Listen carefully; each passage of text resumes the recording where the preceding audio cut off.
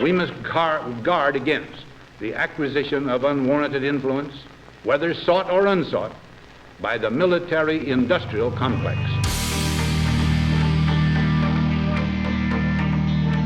What we do not do is spy unlawfully on Americans.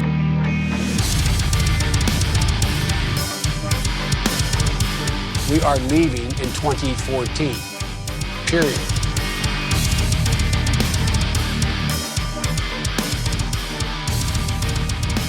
Ladies and gentlemen, we got him. America's public enemy number one in the United States is drug abuse. In order to fight and defeat this enemy, it is necessary to wage a new all-out offensive. You are listening to Biting the Bullet with Luke and Typo. Ask you a question. Oh, it's yours. Yours good, Typo? Yeah, it's good on my side. And we're live. What's up, dude? What's up, guys? How's it going? We got Jason Boothe on the fucking podcast. Finally, we've been talking about him for the last 2 years, basically. And he's always sending us fucking articles, and we're gonna talk some Ukraine propaganda today. I think that's the goal. Has it really been 2 years for you guys? Yeah. Almost been 3. Yeah, It's almost been 3. 3? What? End of March is 3, Typo? I think so. I think we. Or is it started May? in March. nice. I don't know. One of the M might months. be. I don't know. Yeah, One you of the know, M months. they say if it can last 6 months, then there's no end in sight, right? I don't know if we're lasting. I think we just continue to do it. I don't know if that says anything. But that's the right mentality though, because fuck what people think. Like we do ours because it's fun. I have former military members on mine, and it's a smoke pit. It's a smoke pit. You hang around, you talk shit, you have some laughs, and then who cares? Who cares what other people think? That's the whole fucking point. I think. I mean, we've always been proponents of that, where it's like, I don't really give a shit how many people listen to us.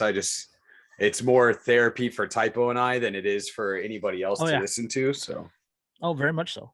I understand that one. It's What's a your good time. podcast called? Anarchy Among Friends Roundtable Discussion.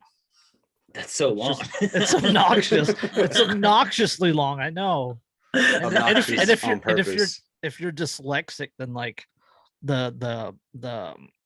it spells out farted like AFRTD. So yeah, it's nice. It's nice. That's fucking dope. How long have you guys been doing that? Since January 2017. Oh damn. Well, you guys have lasted fucking forever. Yeah, it was like it was born out of a Telegram group. It was just it was just a smoke pit. It was hanging out. It was talking shit. Our Telegram chat. Somebody would bring up something, and then we'd all chime in on it. And then it's just like, hey, we should start a podcast. And everybody's like, that's a good idea. Narrator voice. It was not a good idea. Yeah, right. Exactly. That's what I say, man. I'm like, I don't know if this is a good idea, but I thought it was at the time, so I'm gonna keep doing it. Yeah, it's funny how it's pretty funny though. Well, we went from like putting out an episode every week just for fun to like now people bitch at us if we miss a week. And I'm like, yeah, right. Guys, chill out. like we did it every other week. Like we had a couple of single moms that did the show, and with babysitting and all that, they couldn't do it every week. So it was like every other week, and then like some entered BS drama, and they took off, and then it was like, okay, well, let's just keep doing it every other week. And then COVID hit, and we're all sitting at home fucking bored, and we're like, I mean, what are we? Okay, we're going this week. Yeah, let's do it every week. At that point, let's do it every week. Well, see, it was the exact opposite for Typo and I. It was like COVID hit, and we're like, I don't feel like doing shit. I'm upset at the world, and so that was like the first time we had missed a couple. Like a week or two here, a week or two there. Yep. And people were like, you guys are shit. And we're like, yeah, I don't give a fuck. Like, I've complained. Like, I've complained publicly on Twitter when you guys miss it. Yeah. Everyone does, dude. Or like everyone that listens. I think everybody just does it, likes to fuck with us. That's why they do it. It's not even like they really care. It's just like, let's go shit on fucking Typo and Luke for the day. That's okay. Yeah. We deserve it. We do, look- I- because then, and ever since then we haven't missed an episode. I think we've been pretty good. We got some bonus episodes coming up that Typo and I have recorded separately, so that'll be on Patreon, and our Patreon people can stop being like, we're just giving you money for no reason, and that's cool. Yeah. Hey, not for no reason. I bought a patch, damn it. Okay. Yeah, hey, you got the There patch. you I'm go. a member. some He's a people member. got the patch, some people got their patch stolen by UPS. You know, it happens. Those bastards. Yeah, that was terrible. Yeah. I will admit, I do legit miss Jared saying, I don't give a fuck. Yeah. Like, we Yeah. we play this game with him now on Xbox called Enlisted, and it's typical of Jared, you know, game. I don't even, Typo and I like it, but it's not like our game that we would play, and Mhm. we literally just play it so we can talk to Jared, because he Yeah. won't play anything else. Yeah. He's such a bum. it's like playing shoots and ladders with my nephews. Yeah, exactly. It's like, this is the only way I can hang out with you. All right, I guess. Jared's a child. But yeah, I don't know. It's fun. It's been a crazy ride, and dude, it's fucking awesome to have you on. Like, you're always sending us fucking articles, and I think this is a perfect one to have you on for. We're gonna talk about I was talking about this last week on the last Yeah, episode. yeah. I was like, dude, I'm just waiting for all this shit to come out, that none of these fucking war hero stories are None real. of them. None of them are real. Not a single one. And this week they've been No. proven to not be real. But the narrative is still saying that these people are, that it's racist to not believe that these things are real. And it's Bro, like, what? Okay, hold on. Facebook has a policy against swastikas, right? Like Yes. against Nazi memorabilia. They've had it for the longest time. They have flipped script and allowed it if it's about the Ukrainian Ukrainian. unit. That's hilarious. So if it has a swastika on it, but it's pushing the Azov battalion in a positive light, Facebook allows it. Holy Dude, that shit. is so bullshit. All this screaming about like get Yep. these Nazis off the internet. I mean, fuck, dude. There's people that get kicked off like Facebook for like voting for Trump, and now Yeah. they're fucking. They're like, oh, these Nazis. Conservatives in are Europe? Nazis. Republicans are Nazis. Mises Caucus are Nazis. Facebook, we're platforming actual Nazis. Yeah. Legitimate Nazis, dude. All right, so I watched these two comedians. They're called Abba and Preach on YouTube. I love them. They're fucking hilarious. They're just really funny dudes to watch, and they're in Canada, and they brought up a video today, and I don't remember who it was. I'll try and find it while we're doing this, but they brought up a video today, and it was like some not as big newscast station showing the actual overt racism that's going on in the Ukraine right now, where they're not letting black people in Ukraine get on the trains at the same. African migrants, yes. Yeah, African migrants. They're not letting them on the trains to get out. And Yeah, then when they land in Poland, the extremists are harassing them. Yeah. Yeah, and then Poland actually, like, Abba and Preach did a good job. They're like, Poland's actually done a really good job from everything that I've seen. They've let them in. It hasn't been the Poland border patrol that has sent the African immigrants back to the Ukraine, to the city centers in Ukraine. It's been the Ukrainian border patrol that are keeping the African immigrants in Ukraine in the Ukraine. They won't let them cross over to Poland. I saw another one today. Where the transgenders can't cross the border because their passports say male. Oh no! Like, that was a Vice article, and it's just like, oh shit, my God, Dude, and okay, so like, and all the whole like narrative too is kind of like Ukraine's winning. At least that's like the corporate side of it right now, is like Ukraine's gonna win this, whatever. well, it's what the U.S. government wants. It's what NATO wants. It's what the UN wants. It's the liberal agenda. It's what they want. Yeah, and I think it's just funny that like you'll see things where it's like, oh, we're releasing our prisoners out to help fight. I was like, that doesn't sound like a country that's winning, is if you're letting your prisoners out. And the thing is too, is like America, we overpopulate our prisons, So Mhm. you would think like, oh, it's just like petty drug dealers. Like, no, no, no. In other countries, they underpopulate their prisons. So like the people in prison did some serious shit to get into Yeah. prison. So now you're Well- releasing like murderers to be like, go fight, I guess. Well, when they're saying that they're releasing people with combat experience, it's like, all right, what kind of combat or experiences are we talking about? Are we talking about like It's it, military combat experience, or just like, I've killed someone before? Like, which one are we doing? you only killed 3 people. This guy's killed 5. So we're gonna give Yeah. you that. You get the fully automatic AK, and Yeah. go kill people in a war zone. Like, yeah. like Like, does a serial killer count as combat experience? I mean, you don't have know. to like as long as the party fights back, is that combat? Like, you got 20 Technically. kills under your belt, like, you know, what- Yeah. this But like the idea that you would think that these people would be even loyal to you. Yeah. Like you locked them Yeah. in a Oh. prison cell. Like why? they're like, we'll fight most of them with combat experience are Russians that fucking got overthrown in a coup in 2014. Like, that's who they're releasing, the political prisoners that they locked up in 2014 that either fought for them or fought against them for on the Russian side. Like, let's fucking go. You think they're gonna fucking come back and save Ukraine? Like, get the fuck out of here. you're only a minor war criminal. Here's an AK. Yeah. Yeah, well, they probably I'm gonna say, this is just all made up bullshit, but I'm gonna say they lost control of their prisons. I bet you one got hit or some shit like that, and they're like, oh yeah, we're releasing prisoners with combat experience, and it's just like all the guards are dead, the Russians liberated them. It's like one of those fucking type deals. Well, oh, we're releasing prisoners. Yeah. Well, I mean, there's- that same thing happened in Afghanistan, right? When the Taliban took over, when the U.S. pulled out, the sitting Afghanistan government is like, we have all this shit going on, and we have to take care of these people that are locked in a cage. No, Yeah. we're going to release the people in the cage so that we can focus elsewhere.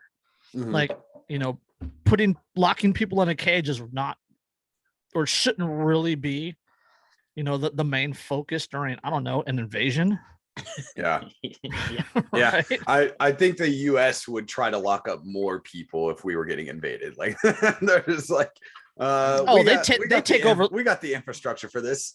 Well, I mean, you've seen Red Dawn. They would take over Levi Stadium and turn it into a giant FEMA prison. Yeah.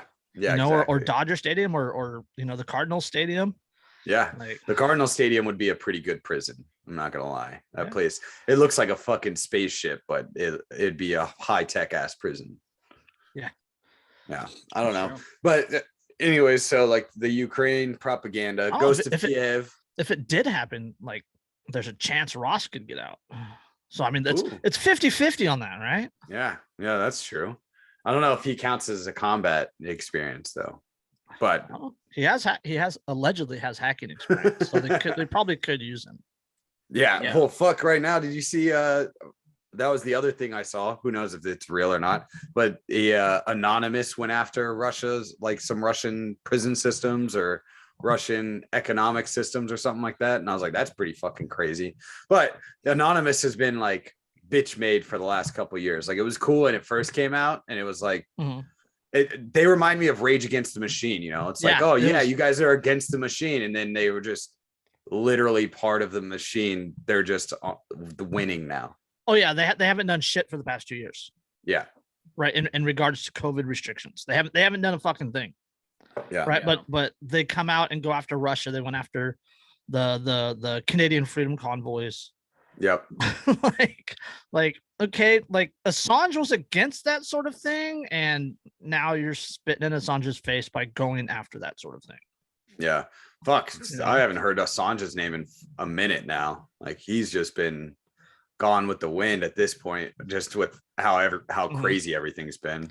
Well, they Yeah, I mean, like COVID's over now, basically. well, Like, what the Assange thing is they tried to kill his character, right? Yeah. He's sick. They went after him on the rape thing, but the rape thing fell apart, and now the U.S. is like espionage. So they're trying to kill his character, to kill the idea, right? That's that propaganda that we were going to talk about later. Yeah. It's the same with Ross Ulbricht with the murder for hire charge that never happened. And it's, yeah. Yeah.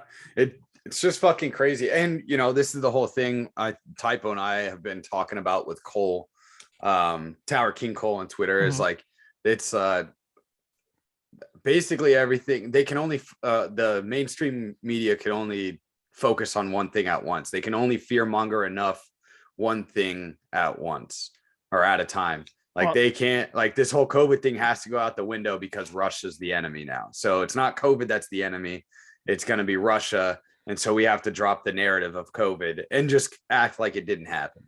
Well, the thing that a lot of people forget or don't even ever realize is that the mainstream media, the legacy media it's a business. Yeah. Right. It's a for-profit business. So whatever's hot, they're going to talk about, right? If it bleeds, it leads, sex sells, et cetera, et cetera.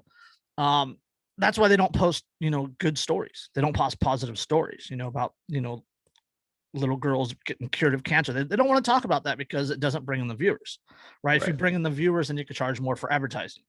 Charge more for advertising, you get more money, right? Like the halftime commercials for the Super Bowl were like $5 million for a 30-second spot or some bullshit.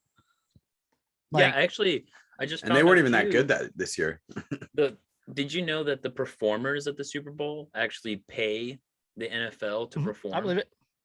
Because they get so much exposure. Like the next day, Eminem like broke a record, some record, I forgot what it was. But so these performers actually pay the NFL to perform because they get so much revenue on the back end from it. That doesn't surprise me. That's insane. Well, yeah, because people aren't going to go to the Super Bowl for the halftime show. You know what I mean? Yeah. Like that's generally not what they're there for. So, I mean, there's crazy people that actually do that, but for the most part. How long? I mean, I think this Russia stuff is going to be like the talk of the town for a long time now. Well, it is going to be a long time because for the long time it was, you know, Afghanistan, right? We're in Afghanistan for 19 years, and that died off after people got tired of it, right? COVID's been the thing for 2 years, right? So now they have to transition into something else that sells, right? Well, what sells? The fear porn, the war porn. So you're going to have the Russia-Ukraine thing. And then you also have the climate change on the back end. That's going to be the underlying tone during the Ukraine thing. And then that's going to become the big deal come like the midterms. And then I don't know where it goes from there. It depends on what NATO does.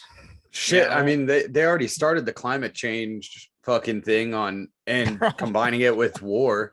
Huffington Post. Fucking John Kerry, man. John Kerry said, Don't let the Russian invasion distract you from the fact that, you know, the climate change is happening.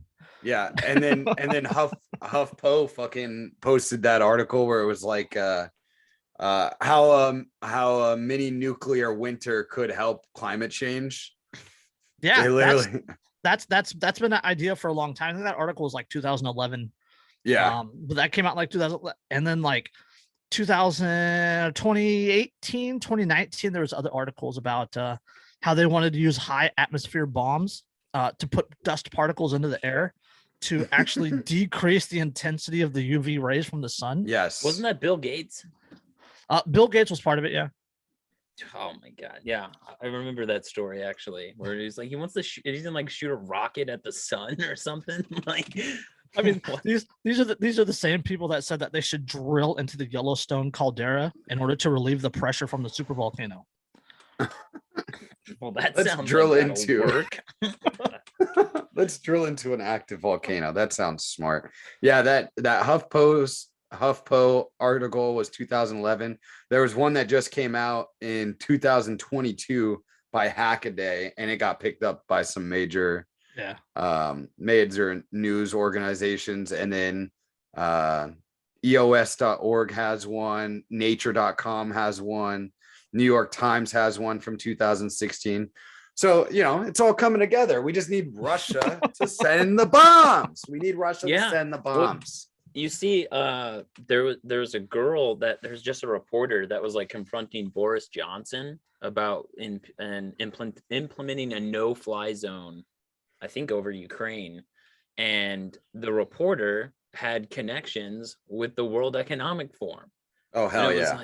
I was like, what the fuck? Like, this is what's weird. This is what's like the pickle. Is because it's like the Russian invasion, and you're like, you hear another country invading a country, and immediately you're like, well, that's just wrong. You shouldn't do that. I don't know.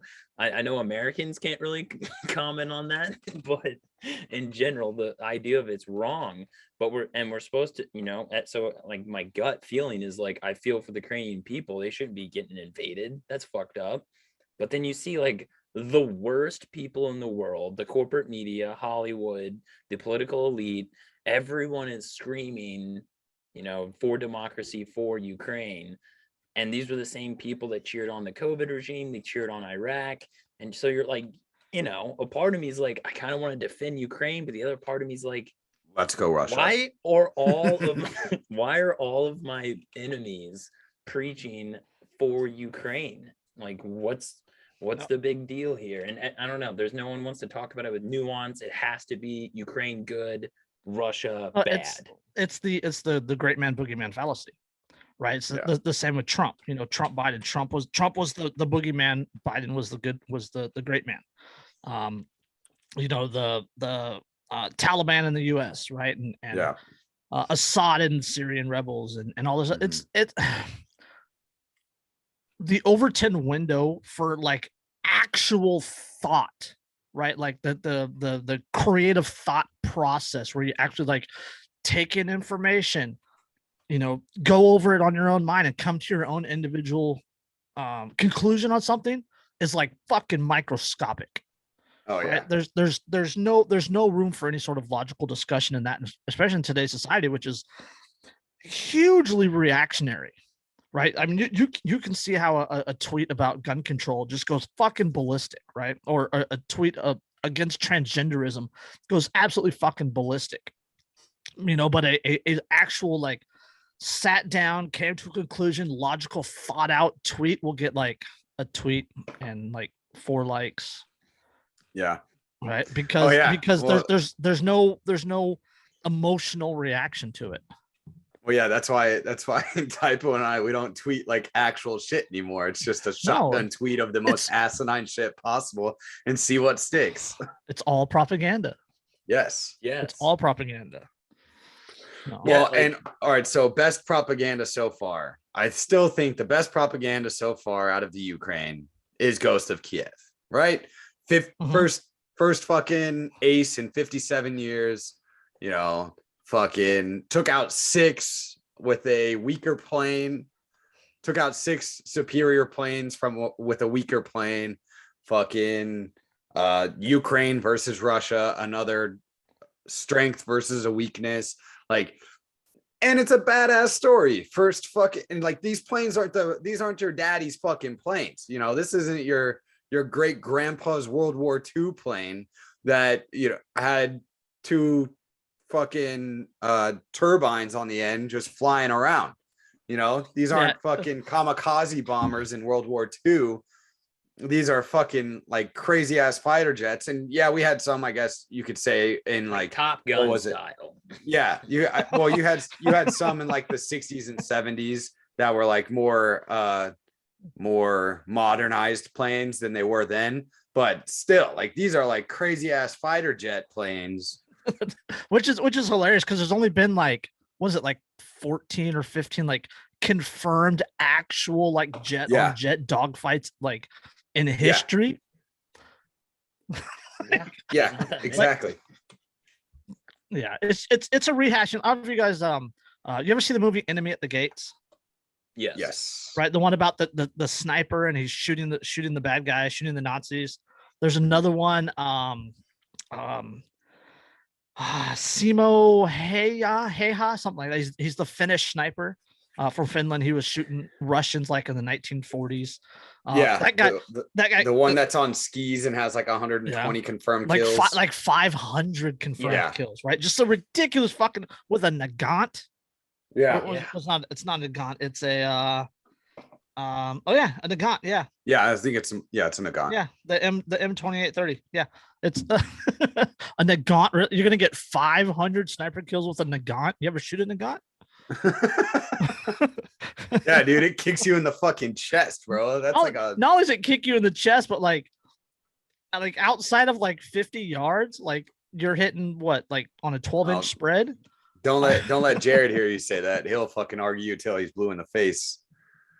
He loves his Nagant. But anyways, no, I get you. Yeah. Most autistic. Yeah, no, exactly. But he's got like, 500 fucking kills. Who wasn't it the Russian sniper, the chick? Wasn't she a Russian sniper? It was like this chick during World War II that like fucked up a whole bunch of people too. She had like some crazy amount of confirmed they kills. called her like the white or something with like I forgot what it was. Something with white in it. The white ghost or something like that. Yeah, that's Soviet sniper during the World War II. Yeah. The red arm, 309 confirmed kills. Yes, she had. I was gonna say she had some insane amount. Yeah, Lady Death. Lady Death. That's yeah. what I'm not badass. I'm not even trying name. to pronounce this name. That would would hurt me. No. But like badass. So like these stories, like those 3 stories, like just badass stories, right? Just fucking badass stories, cool ass fucking nicknames. Like that's what you hope for as in the military. That's what you hope for. You're like, I want to like that. We had one dude. He was something of Helmand province, or like they had a bounty on his head for being he was a JTAC in Helmand province, and they had a bounty on his head because he was just like really good at calling in fires and was just fucking people up.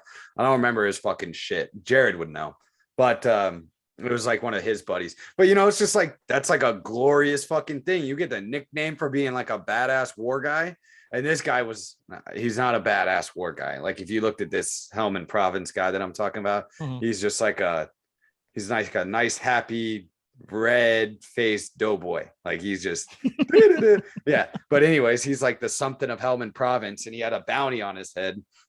But it's like, that's what you hope for. That's what you want. And states, or states in the sense of countries and things like that, not individual states like we have in America. They want that person, especially if they support the same cause that the state is fighting for at the time, because it's a fucking rally cry. I mean, goddamn, the Ghost of Kiev came out that first day and it was everywhere. It was trending on Twitter for like a whole week and a half.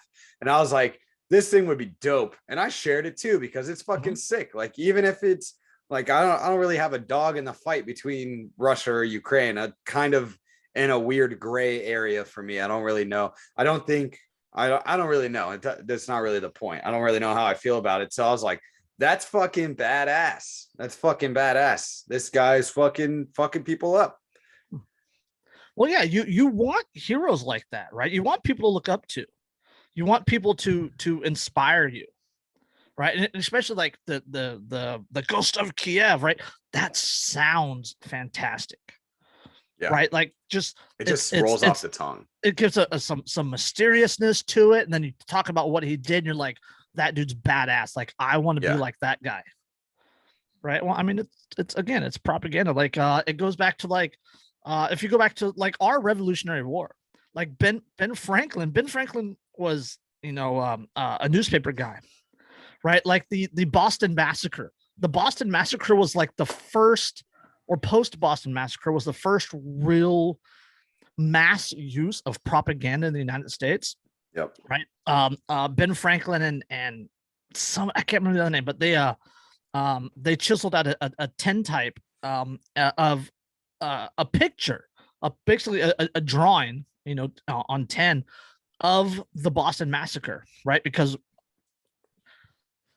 pictures can paint things that words can't really say. Right. Right. And they produced that and put it in newspapers and pamphlets and Paul Revere. That was the other one. Paul Revere passed them around everywhere. Right. So Paul Revere and Benjamin Franklin were like the part of the propagandist for the Revolutionary War. And the Boston Massacre with that painting, with that image, it caused people to be like, oh, fuck.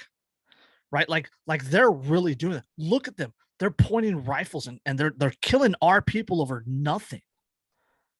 Right. When find out. Yeah. It creates, again, it's the boogeyman, great man fallacy. It creates these British boogeymen, you know, and people want to fight against them. And you hit Paul Revere, you know, with his ride there, you know, British are coming. Again, that goes to the great men, right? And it's we want to be like this guy. Look at this hero. Look at all his sacrifice. Look at everything he's done for us. We want to be like him against these pre-established boogeymen. Yeah. Yeah. And that shit really ramps people up in the military too. Mhm. When you're like, You got when you have to answer those questions, when you have to know who this guy is and that guy is, and Yep. you guys have talked about that before. Yeah. Mhm. there would be like, I mean, in our boot camp, there's it's called the Crucible. It's like the final training thing that we do in the Marine Corps. But during the Crucible, you go around to different locations around the training area, and there's like these Medal of Honor memorials at each one. And you read about like these, like John Basilone and like all these other like great Dude, the men in Basilone one history. sucked. Oh Yeah, my Basilone's the god, worst. that one And was you gotta horrible. run up and down the hill with ammo cans because It was fucking hell. that's all you're Because yeah, dude. I don't even remember the other ones. The Basilones was the fucking worst part of like almost all my military training. Because I would just remember running up this fucking hill with 20 and 10-pound fucking ammo cans, and then dumbass motherfuckers not being able to do it. So then I'd go grab their ammo cans because nobody else was gonna do it, and we kept having to do like fucking push-ups. And I was like, I'd rather run than do push-ups, or I don't remember what it was. I was like, I just remember that shit being hell. But yeah, it's, you know, fucking Basilone, Smedley Butler. And there's so many fucking many. Dude. Yeah, and it's like, I want to be these fucking guys, you know. It makes you, and you know what? I don't think it's so bad that there are people like that. I'm not saying that so much. It's more just like when you with what's going on in the Ukraine and in Russia, it's like everybody's trying to make it out like there's a good guy and there's a bad guy. And I'm saying that both are wrong in a sense, and both are right in a sense. I would probably go to say that the Ukrainians have more of a right to defend themselves than the Russians do on invading that area. But there's also a shit ton of Russians that are in that area that believe that they should be in Russia. So it's like, that's why it's a gray area. And to talk about it honestly is something that you're not allowed to do. Like, it is getting smacked down if you do it. And if you bring up any of these propaganda pieces, fucking Zelensky and his Kevlar and flak and walking around, and it turned out to be a video from 3 years ago or 2 years ago, or him and dude, there was propaganda of him getting or of him doing certain aspects from the shows that he was on, because he was on like a TV show in the Ukraine, and people were like, damn, he's such a good leader. And they thought it was like, in the United States, they thought it was like like what was happening currently. And it was like, no, it was from a fucking TV show that he did because he was a comedian and did like, you know, different fucking skits as an actor and this, that, or the other. And people thought it was fucking real here. And you call that out and you're like a giant piece of shit Russian pro-Putin pawn. And it's like, all right, dude, like, I don't want to live in this world anymore. Please send the nukes. Yeah, and the thing that's crazy too is it's like all the propaganda is saying that Ukrainians have got to fight. Like, the only way out of this situation is you have to fight the Russians, and we're winning. So why wouldn't you fight? And that's all that's coming out. And it's like, well, what if we don't have to fight? What if and the more that they say it, it doesn't seem like that's the only option, or that they're winning.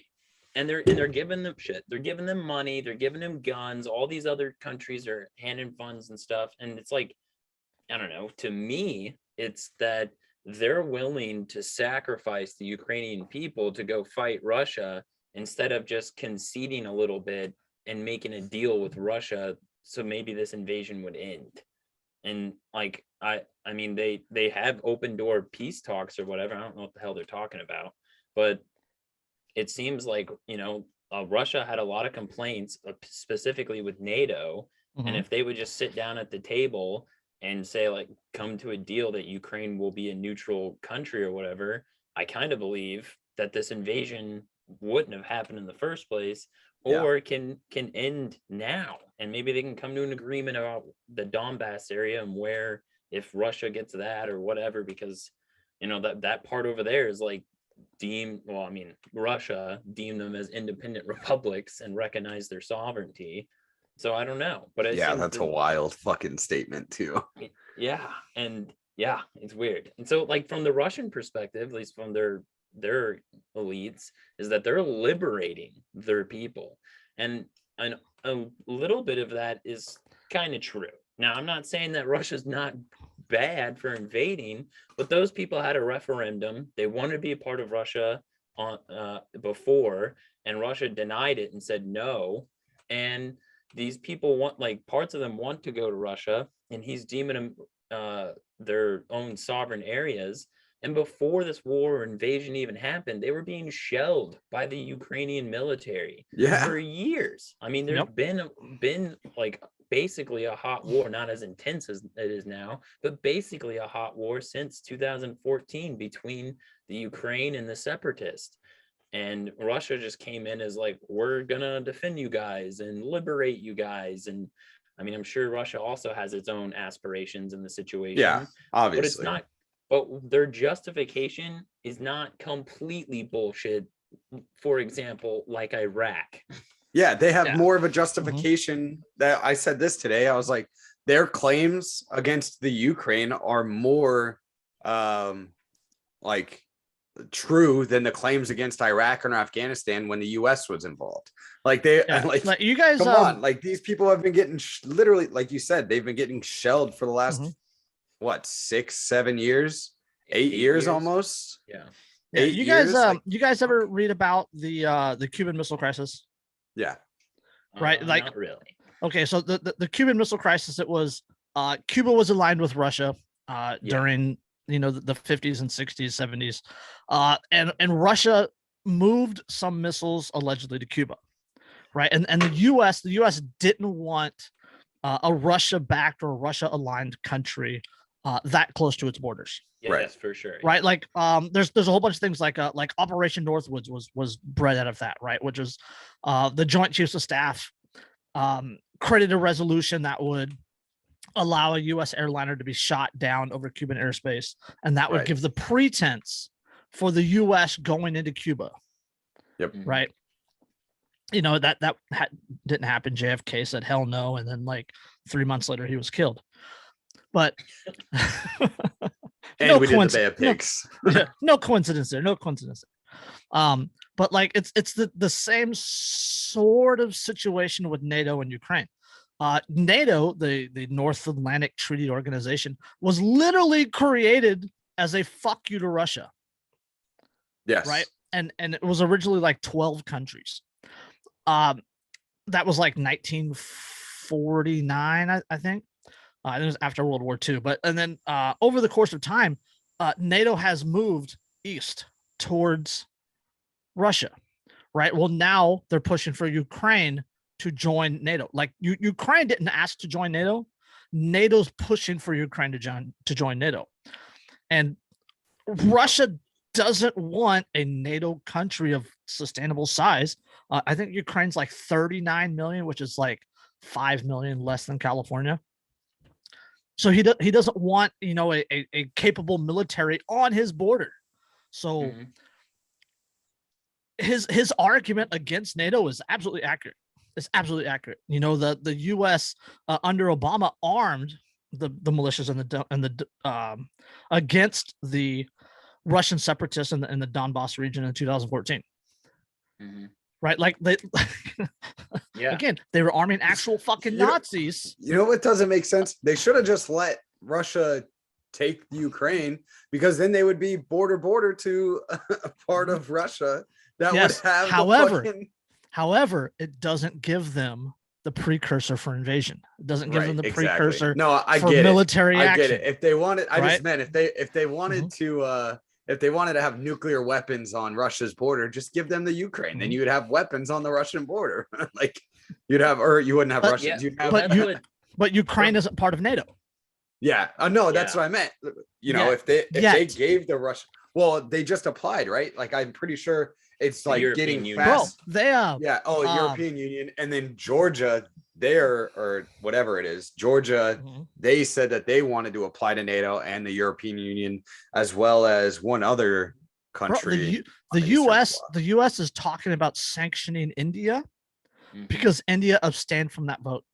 Yeah, I know. That was crazy. That was pretty wild, right? That was kind of left field for me. I Yeah. don't know the involvements of India in China and Russia. I think they get I'm weapons from India. Gets weapons from Russia. I think Is I that could be what it wrong. is? You I can was like, also I you don't. can also ask the kids with no anuses and 8 fingers as to why they hate the United States.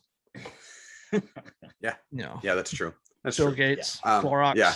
Yep.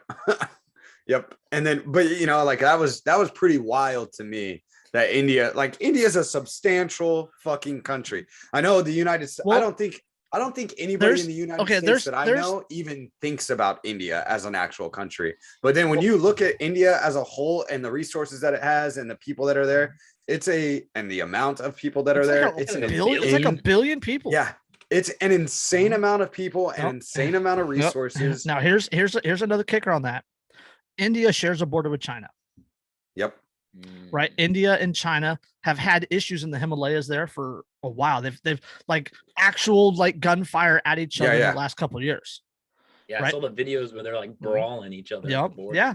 Yeah. they're China, like- China and Russia are aligned, Yep. Mm. right? India doesn't want to piss off the people on their border that have nukes and also a billion people. Yeah. That's true. But like how China, much would they China I just also don't has see- China also has the number or is the second highest military budget in the world. Yeah.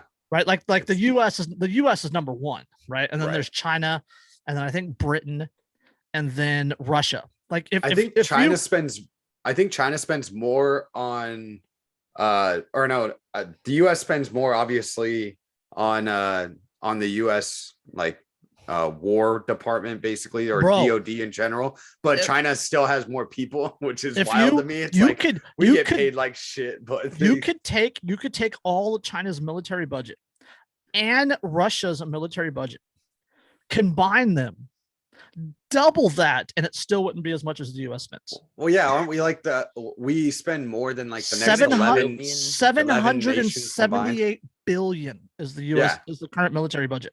It's like Like, more I than thought the it was next a billion. 11 nations combined. Yeah, like China's is like 250, and then Russia's is like 61 Yeah, makes sense. but the thing about China's military is they got a lot of fucking people in their military. Like they got a shit ton of fucking people in their military, and that's why I brought it up. I was like, we spend the most on our military and whatever, or on our defense DOD department. But when you look at it, the amount of people in China's military, it like dwarfs ours, All right, which is here's insane. here's another fun fact for you.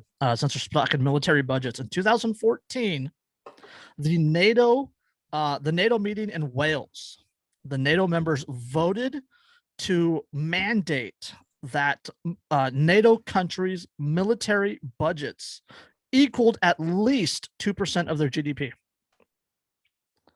Oh wow. Right? Yeah, only like 7 countries have met that of the 30. Yeah. Yeah. Well, and that's one of the reasons why Trump that's why the wanted to get US out. gives so much firearms and so much weaponry to foreign countries. Yeah. Yeah. Jesus They get to Christ. make money off of it too. Yes. Well, and so what have you heard that speech from Putin where he's talking about him talking with Bill Clinton in 2000 about Russia trying to join NATO? Have you seen that speech? No. So there's a speech out there where he's talking about it, and Bill Clinton just flat out told him no, apparently. Like, no, you guys can't join. NATO was created to counter Russia. Right. But so that's the thing. So But I think the Russians thought that maybe since it was against the Soviet Union, they could get in on it because Right. now it's not the Soviet Union. We're different now. Right. And like what a better way to end some of the suffering in the region than bringing that under your wing. So it's like, all right, if you want to be part of NATO, you have to come into these kind of set of ideals, or not ideals, but these at least peace treaties with allies. You know what I mean? Like that just seems like a very easy way to have a little bit more control over a country. And this is my whole thing is the people that are, you know, in those crazy high positions, presidents, fucking world leaders of any kind, they need a boogeyman. It's what we were talking about. They need a boogeyman, and that's the only way they can justify their never ending quest for more power. Like they have to have it. And like, could you imagine being Russia? You know, you're fucking Putin. You've been in, all right, it's 2000. Putin was elected, and I say that loosely, elected in like the late 90s or late 80s, I think it was the early 90s. Early 90s. Oh yeah, it had to be the early 90s. So, you know, you're 8 years into your first term. Sorry, that makes me giggle. 7 years, 8 years in, and asking to be like, all right, let's fucking join these fucking guys so that we're not in a constant state of war all the time. And they're just like, nah, man, you're the bad guy, so we're gonna keep you being the bad guy. Yeah, and I know too that like under George H.W. Bush, that they met with like Gorbachev and like other leaders, and they told them that NATO would not expand east of Germany. They promised that so long ago, and ever since then, it's just gotten closer and closer and closer. The U.S. government lied. What? Yeah. And I think like not only like this Ukraine thing. I mean, they attempted a coup, and I mean not attempted. They accomplished a coup in 2014, and then in 2015 they tried to do a color revolution in Belarus, like right next to Ukraine. That's another country that's not in NATO yet. So they, like, from the Russian perspective, is like they're not stopping. Like they're going to get every single country that borders Russia that they can into NATO. I mean, this is and what looks like more of an invasion. What looks like more of an invasion? Yeah. Well, like, again, propaganda. Right, you know, the invasion looks bad, right? You see Ukrainian people cowering, you know, in the subways. You see them in the bomb shelters. Oh my God, 6 women have delivered babies in the bomb shelters, right? And it's again, it's supposed to, you know, hearts and minds, right? Tug at the heartstrings, scare people. Russia's this boogeyman. Oh my God, they're making people deliver babies in the bomb shelters. Like it's like when 9/11, for example, right? You know, Ron Paul called it blowback, and people are like, "Oh my God, why would the Muslims do this? Why would the Taliban do this? We have to go to Afghanistan," ignoring the fact that, like, for the last 20 years, right, we were fucking around in the region, creating instability, arming these people, and then like pulling the rug out from underneath them. Right? I mean, they hate us for our freedoms. No, they hate us because you killed their grandfathers and their moms and their cousins. Their brothers and and denied them fair elections and like economic sanctions. And like when Yemen bombs the US, I'm gonna be like, I fucking told you so. Yeah, I talked about this on USS Cole bombing. I fucking told you so. Yeah, and I talked about this on I think the last episode. But you know, like, our elites here framed Donald Trump with working with a foreign country to steal the election.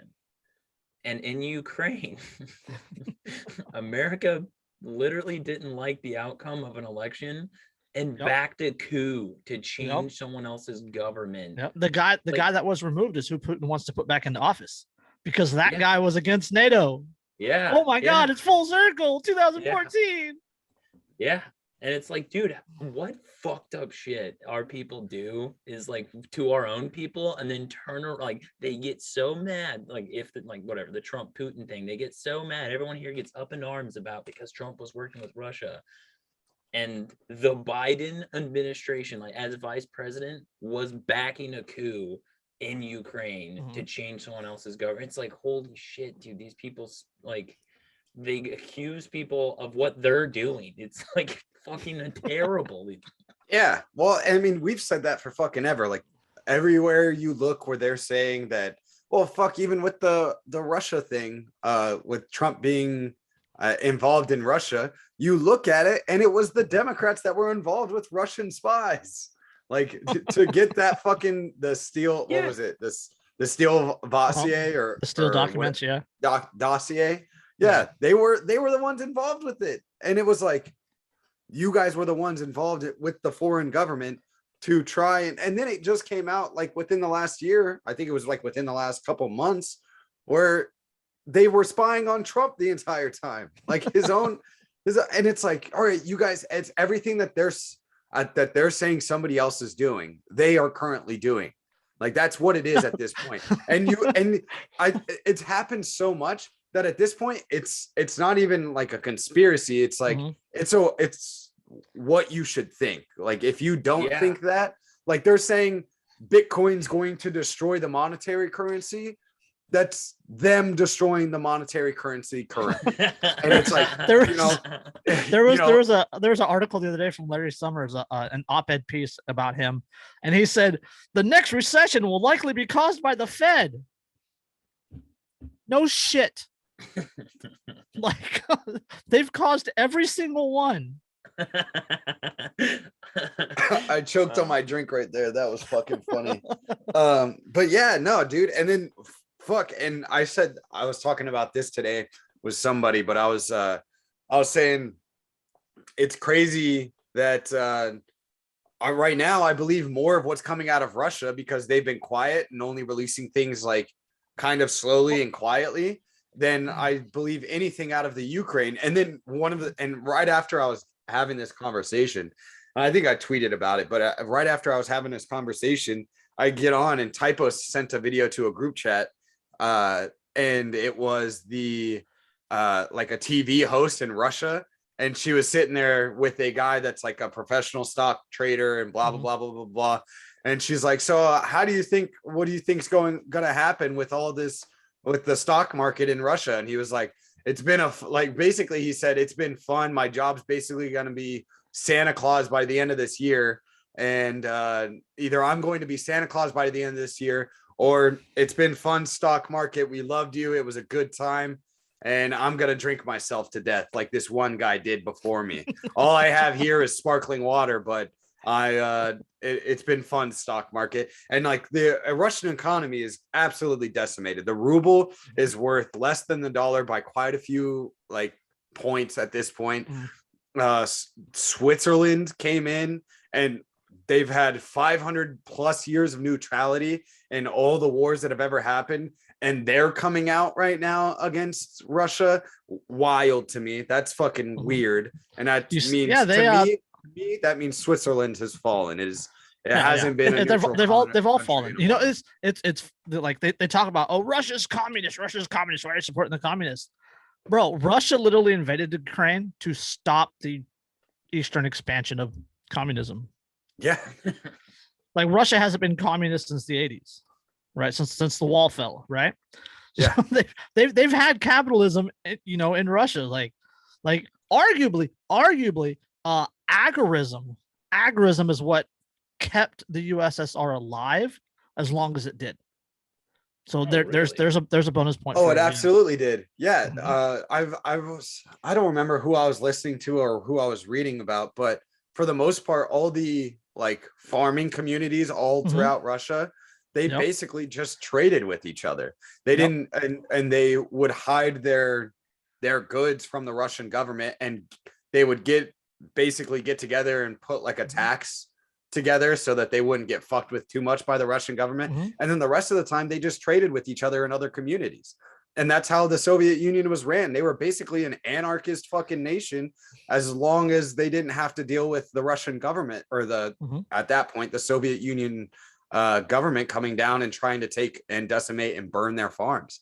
And that did happen. But then they would go and the survivors would go in and migrate into other farming communities and continue on. And then once the Soviet Union collapsed, Russia had to radically change their idea of what the communist nation that they were going to be. And they run something more akin to now, I would consider the CCP, how it's like the current CCP and how it's free market and like paper ideas, but everything is ran by price setting by the government, and only certain people get the certain contracts, and that's kind of how it is in Russia. But it's almost more closely related to what we believe in free market, because there's a lot of places outside of Moscow and St. Petersburg and, you know, some of the bigger cities that they're just fucking trading with each other. They're agorist. They're like, they're not going to touch us because nobody wants to come all the way fucking out here. And they won't. Yeah, and don't. The sanctions aren't going to hurt those people. Yeah, they've been living that way. Dude, that's what I've been saying. I was like, Clint from Liberty Lockdown, he put up Liberty Lock Pod. He put up something. He was like, I feel really bad for the people that like don't have the means that I do right now in the United States that have been decimated for the last 2 years. He's like, how are the poor people still surviving? And I was like, this is normal for us. Like we always will continue on because we're used to this. We're used to living with nothing. So we will continue on by doing that. And will it suck? Absolutely. It's horrendous and people fucking hate it. And there's a lot of us that off themselves because of it. But guess what? You just continue to go because you don't know anything better. A lot of people that live in Bitcoin sanctions could be next, but most Russians won't care. Yeah, that's what. Well, there was huge Bitcoin. Well, there was Russia just got rid of at the beginning of the year, said that you couldn't mine Bitcoin. And that was the worst thing that they could have done, especially with this invasion coming. But a lot of the Russians are still going to do it anyways, because now are they really going to be worried about the Bitcoin mining camp while they're invading another country and on the verge of starting a World War III? Like, no, they're not going to give a fuck. Like, people are going to continue to mine. They people loosened up some of the Bitcoin restrictions. They might have. They might have. I mean, it would be smart to. The Russian government also started buying gold again. Yeah, right. And didn't Ukraine and Russia just go back on the gold standard? Like, that's what they decided. I think that was from like. Or was that a Babylon B? Oh, that might have been Babylon B. But there was a video about Russia. I think Russia bought up a bunch of gold, and I don't know if they went on the gold standard. But that video that I sent you, I found out it was from 2019 because people sharing fucking propaganda on me, dude. Russia, like financially, Russia's in a pretty good spot. They they're the world's largest exporter of wheat. Right? They export like 21% of the oil that the US uses. Yeah, we didn't block our oil. No, we didn't we're pouring vodka down the drain, but we're not going to block their oil. So since 1897, the ruble has been on international gold standard and stable. It's never gone off the gold standard. Yeah. Oh, I didn't know that. That's insane. Fantastic. 13.8% of the total of Russia's reserves held in gold and foreign currency was located in China. So, part of it's located in China, which is probably why they're so close with China. I didn't even know this. This. Roughly the same share of assets held in Chinese currency, yuan, renminbi. The biggest share of reserves was held in Russia itself in the form of gold, making up 21.7% of reserves. That's actually held in Russia. That's fucking wild. That's fucking crazy. And they just hold gold around the world. That's fucking wild. I didn't know that. No, again, proving they're not a communist nation. They've never really been a communist nation. They've tried. They again, it's like in the United States, like they have spots, but largely it's not. Yeah. Well, yeah. It's one of those things where it's Moscow maybe, and St. Petersburg maybe. But the farmers out in Serbia, they don't give a fuck. They don't give a shit. And I mean, fuck, that's what we talk about all the time in the United States. We're talking about constantly that the cities are places that you need to leave. And about that. Yeah, I know. Well, dude, I'm sitting here in Phoenix. Like, I get you. I'm right there with you. We're the fifth largest city in the nation. Like, I understand. I have 1 million people in my county.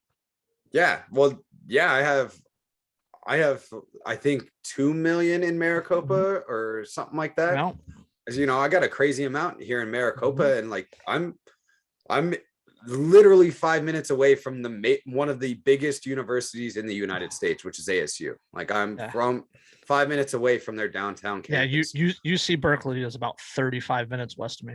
Yeah, so like, I'm in the city That's the center. real problem, dude. It ain't the city, it's the fucking university. It's the university. It absolutely is. But they're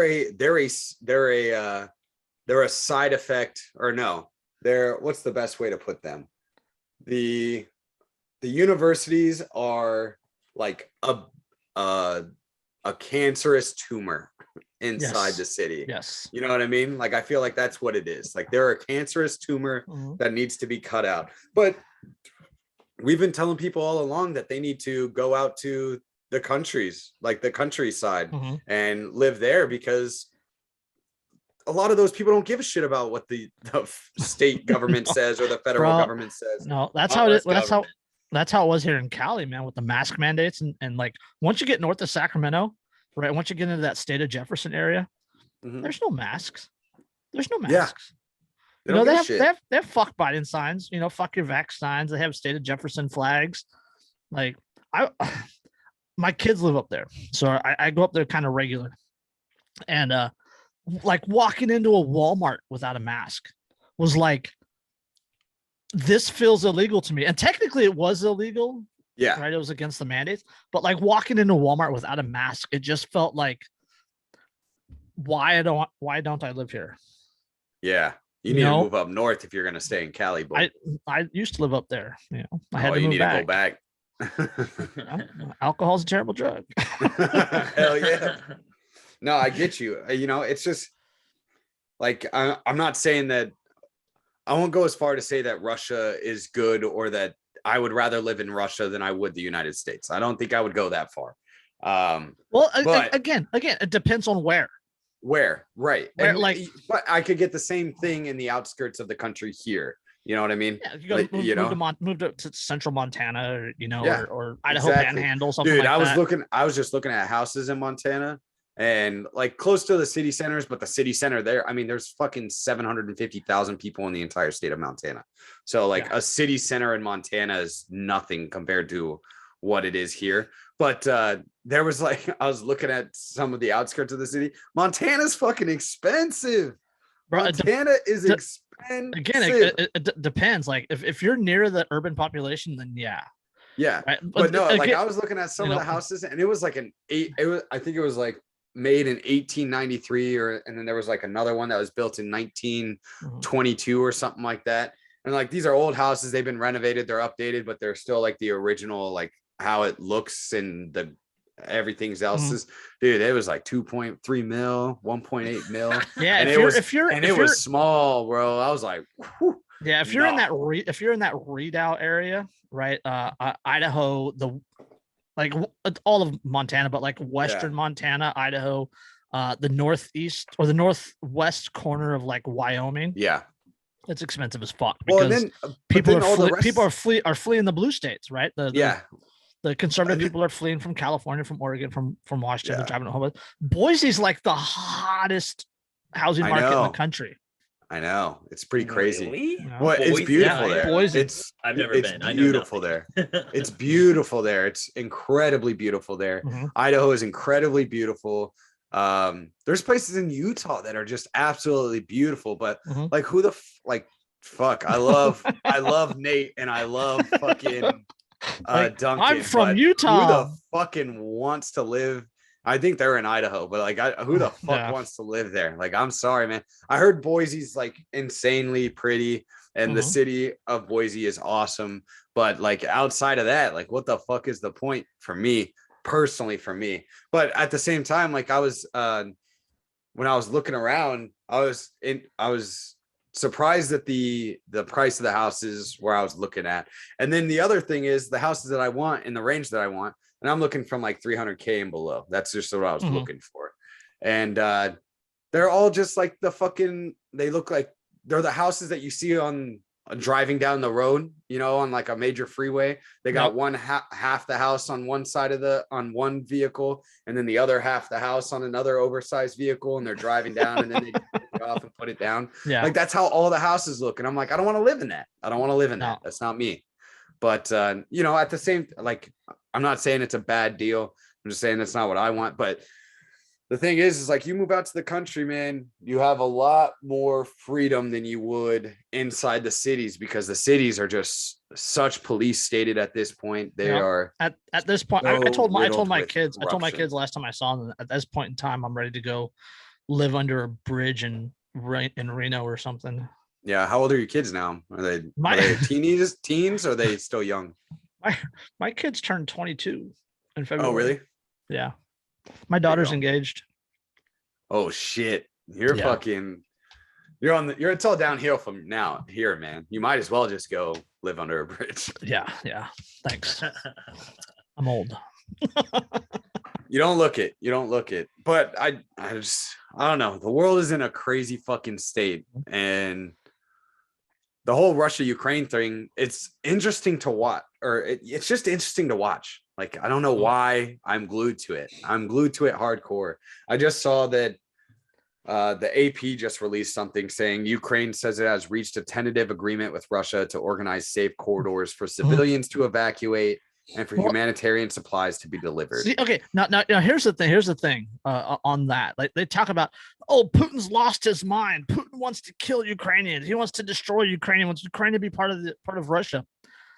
No, I don't believe he does. Like, I believe that through NATO, through international geopolitics, he was pushed like to a point where it was react or get bowled over. Yeah. Like he's tired of being bullied. He's tired of Russia being bullied. And he reacted to Ukraine, not for like any sort of immediate satisfaction, but for future Russians, right? Because NATO was created to be anti-Russia. Like it's literally like a treaty alliance against Russia. Yeah. Right. You don't want that on your border, right? I mean, if like TLE and Art of War podcast, right? Like, if they formed an alliance against you guys and they like started releasing their podcast at the same time you guys did, like, you guys are gonna say something. You're gonna, maybe you're not like, all right, bro. I don't know when they released theirs, honestly. I don't either. That was just a terrible example, and it doesn't really add up. TLE releases every Wednesday, depending on the time, and then every Friday. Yeah, unless Carr is in charge. But no, you're right. I'm gonna butcher this a little bit, but I know there's like significant history right next to the Ukraine and Russian border where they fought, and during World War II, they fought the Germans really hard. Like, millions of people in the Soviet Union died. 20 million people or something like that. Yeah. And it was like Stalingrad. Strategically, yes, it was that area, because that was their access to the Black Sea, and that was very, and I forgot exactly why, but it was very important to the Soviet Union. So they sacrificed a lot to keep a military from taking all of that area, because they needed the Black Sea. So and if you look at the map, that's what liberating or liberating, but taking over the Crimea Peninsula was about. Yeah, and that peninsula is like, there it is. It's right there on the border with Ukraine. Like, to have a huge amount of countries that have a treaty against you, being able to put weapons and military right there next to Stalingrad, where you or to blockade you, or that too. Like, what they how are they going to get the oil out? They're going to, they speaking of that, they shut down the oil pipeline to Europe. Savage, dude. Russia shut down the oil pipeline to Europe. Hell yeah. They're like, all right, you got to sanction us. We're going to sanction you, motherfuckers. Yep. Watch this. Somebody's going to buy. Yeah, somebody's going to buy the oil. This is a whole lot of fuck around and find out. That's what it comes down to. It's a whole lot of fuck around and find out.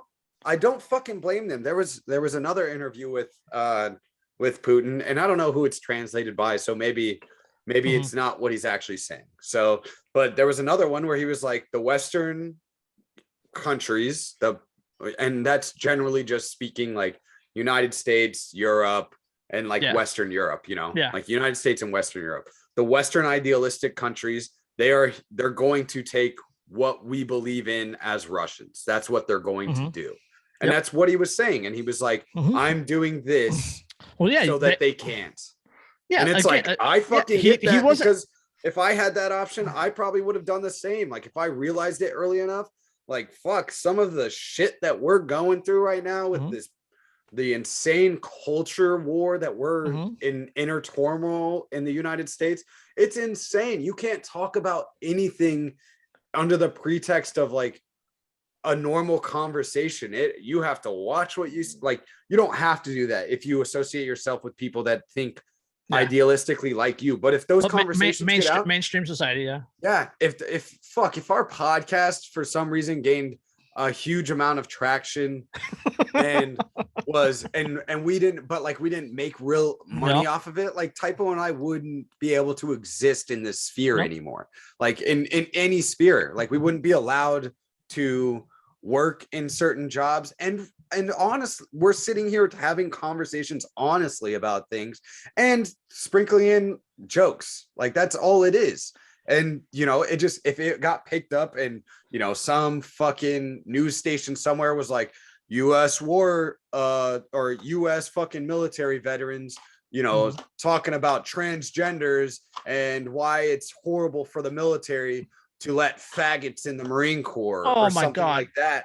Like it would go insane and we'd lose our jobs instantly, whatever they were. And I'm not saying that it's right or wrong. I think it's wrong. And I'm not saying that everybody has to believe that it's one way or the other, but to sit there and totally gaslight what we're actually doing and what we're actually saying on a podcast. I'm sure you've had podcasts where some shit's come up and it was like, man, these jokes have gotten real fucking dark. Or like we're talking about some crazy ass shit and like I hope people realize this is a joke. And you don't say that during the podcast because it's like fuck that. I'm not gonna like ruin the mood of the podcast. This is really fucking funny.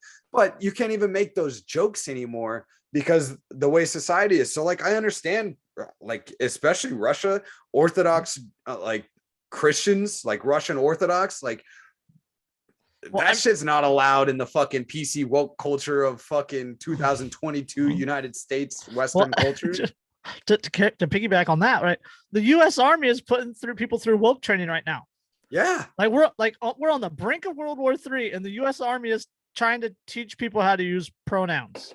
Well, we might go support some fucking Nazis. While we are actively supporting fucking Nazis. Yeah. I think it's just. It's just so annoying too because like it's our elites trying to incorporate their values and beliefs on us, and a lot of us are like pissed off about it, like a significant amount of the population. And like it makes sense why other countries, not just Russia, are like, yo, we don't want that. Like we just don't want your values. Not only that, but like beliefs. Look at what that's doing to the United States. Yeah. Right. Look at again, the U.S. military is teaching people how to use pronouns right now. On the brink of World War III, they're worried about pronouns. Dude, right? I would be the worst right now in the military. Like I would be like, I am a fucking. You refer to me as beer can and I'm a potato. I'm a potato. Yeah. Like I would be the worst, and I would make my superiors refer to me as that. And if they don't, I'd go to fucking EO just to be that guy. Like this is how stupid it is. Yep. I self-identify as bird. But like Putin sees what that sort of liberal mentality is doing in the United States, right? Our dollar is down, our inflation is up, our government is weak. The disastrous pullout out of Afghanistan, right? We're pushing military, we're pushing like legitimate like warrior ethos believers out of the military in favor of people that have preferred pronouns and on their Twitter bios. Like, so he sees how weak that is making the United States not only look like to the United States, to the citizens of the United States, but like on the world platform. Yeah. Right? Like the US is in a really weak position financially, $30 trillion in debt, like $1.5 trillion a year annual deficit. Our economy is like on the brink of collapse. Thanks, Fed. Thanks, federal government. So the US is in such a weak position. He doesn't want that, influencing Russia. He doesn't want to see Russian kids, trying to pay off a 30 trillion ruble debt. Like he doesn't want that. And so again, countering NATO, a subplot of the NATO line, countering NATO is good for future Russians, right? Stopping that from coming to his border not only secures the country, but it secures like the Russian culture. I mean, it always goes back to culture. Yeah. It secures the culture. Like, he doesn't want kids in Moscow talking to, I self-identify as them. Like how does that help Russia, become great Progress. again? Yeah. Yeah, wouldn't you? I mean, I heard he gets described as like he's basically like a conservative right winger. Like that's how he like kind of his at least his values, or that's how he gets labeled. I'm not really sure about that, but like I mean it, and like he's in charge. Like the government, their one thing, if libertarians say they need to do something, is to protect us, life, liberty, and property. Right? That's what they're supposed to do. The idea of that. And when you have the NATO getting closer to your border, like he's the dude in charge of security for the country. So like, guys, you need to get these missiles away from my people. Or like, even from his own political perspective, it's like, if he doesn't do anything, his people could be like, dude, you're not protecting us. They're getting closer, and you're not stopping this from happening. Now, I don't know what the population of Russia thinks about this war or invasion. And there's probably a lot of them that don't agree. Yeah, sure. But I know a lot of people supported Putin before it happened. He had a substantial amount of the population that was actually happy with him. He was doing much better than Biden. So And that's the thing. Like the United States can sit here and talk all they want about how Russia is a horrible nation and Putin is a fucking killer and he assassinates people and silences dissidents, but the United States government officials can't act like they haven't done anything that he hasn't done. Like everything that Putin has done, the United States has probably done, and for the most part has done tenfold in the last 70, 80 years.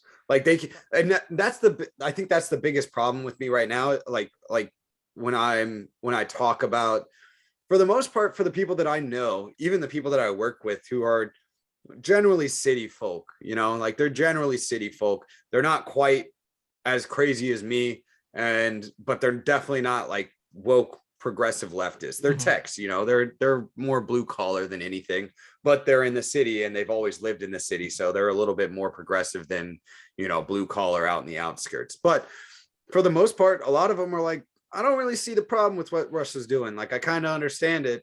And once you get outside of the mainstream narrative, like the mainstream narrative, that the legacy media, that they push narratives, again, it's a business, right? So they're trying to make money. Well, they also get like tax breaks from the government, and these, and you can argue that, six corporations own like 90% of the media and all this other stuff. And Bilderberg, we don't need to get into all that. But once you get outside of the mainstream narrative, like he's not crazy. Like Putin's not crazy. Like he didn't just like wake up, on Wednesday and go, let's invade Ukraine, right? He didn't, pop and talk. That's not, like, they've been preparing for this, right? Like they lowered the wheat exports. They lowered the petroleum export. They started buying gold.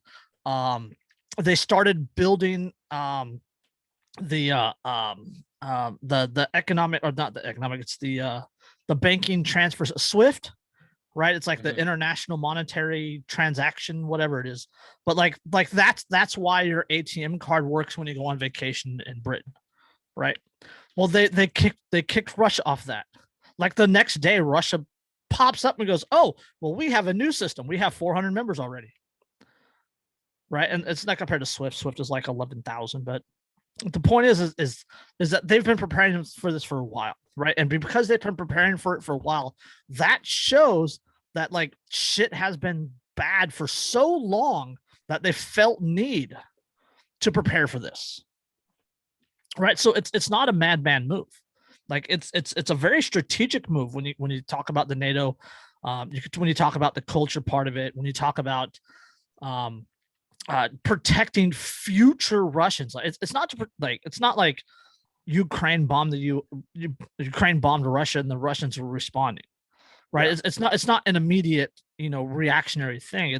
It's he's doing this for like his grandkids, in a world full of reactionary people. And Putin has been very unreactionary. Yeah, and I'm not saying he's a good person. I'm not right. Like the reason he's in charge is he knows where the bodies are buried. Yes. because he buried them. Yeah. I mean, Yeah. he was KGB, dude. He's legit. He's done some shit. Yeah. Yeah. He's doing he's something. But like, legit. you know, like in a world full of reactionaryism or whatever, however you want to say that, like in a world full of reactionaries, and that's what I think more than 3/4 of the libertarian movement, anarchist movement in the United States are reactionaries. Like, you know what I mean? In a world full of reactionaries, he has been very succinct and strategic and explains his point, bro, but almost to the T of exactly what he wants and what he's expecting, and hasn't been a reactionary. But Luke, bro, like Ukraine hasn't violated the NAP yet, though. Yeah, I know, right? I know. Yeah. And you know, I'm not one to defend preemptive strikes. Like, I'm not one to sit here and Is say it that really a preemptive strike, though? Exactly. And you know, this is what we talked about this on the last episode. It was like, how many, and you know, I think it's kind of the problem we've struggled with. Sorry, my dog was being a dick. I don't know.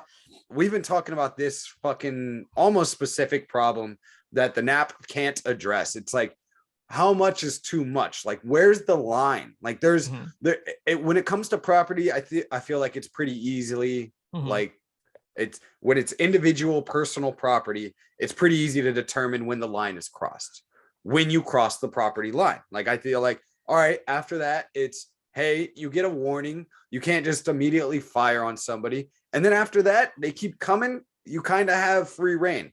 But when it comes to countries where it's had, you know, the last 100 years, the border has changed 16 times. And, you know, one country's putting nuclear weapons on another country's borderline, and they're trying to, like, at what point do you not just say, like, and with all this, like, we're going to sit here and defend the Ukraine government when we're backing the Saudis and destroying Yemen? Like, what like, it doesn't make any sense. Like, we don't have any sort of baseline to go off of, like, for the United States, like, okay, this is just or this is unjust, because the United States government is constantly bringing up, oh, we're being just here, and you're like, yeah, that's pretty just, and they're like, oh, we're being just here, and it's like, no, you just genocided an entire country. Like, there's no baseline for what is right at this point for a country to do. Yeah, libertarianism only works when there is no government. But when there is a government, it's hard for libertarianism to work because you have this major fucking government. Libertarianism only works when the other side also believes in libertarianism. Yes. Right? Like, absolutely. I can't remember the direct quote. I saw it on Twitter not long ago, and it says something to the effect of people that just want to be left alone will never defeat those that want to conquer them or want to control them. Right.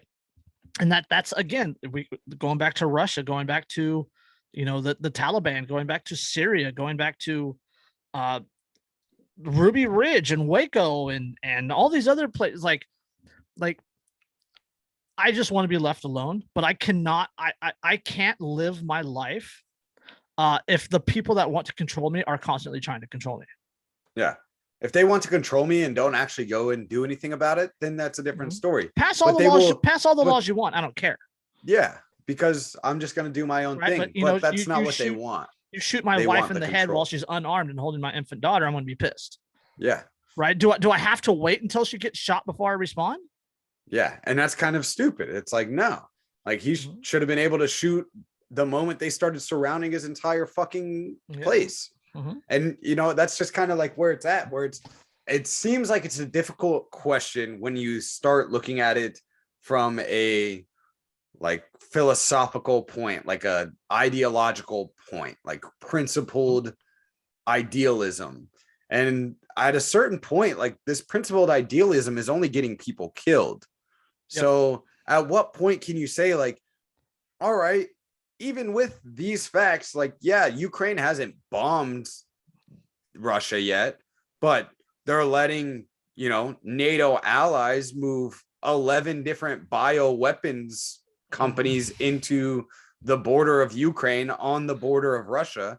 Like, that's cool. Like, that's not an act of war. That's not something that's dangerous to the people of Russia. Like, just the regular everyday people, like, not even talking about the government, because when the rich wage war, it's the poor who die. So it's like, it's not going to be the Russian government officials that, are going to suffer the consequences. They may in some aspects, but for the most part, the only people that are going to suffer through World War III is general everyday Americans, general everyday Western Europeans, general everyday Eastern Europeans, and Russians, and general everyday Chinese people, and general, it's the general everyday people that are just fucking people, not the people that are in charge of making these decisions. And they're going to continue to make these decisions, and people are going to let them. And that's one of the most frustrating parts ever.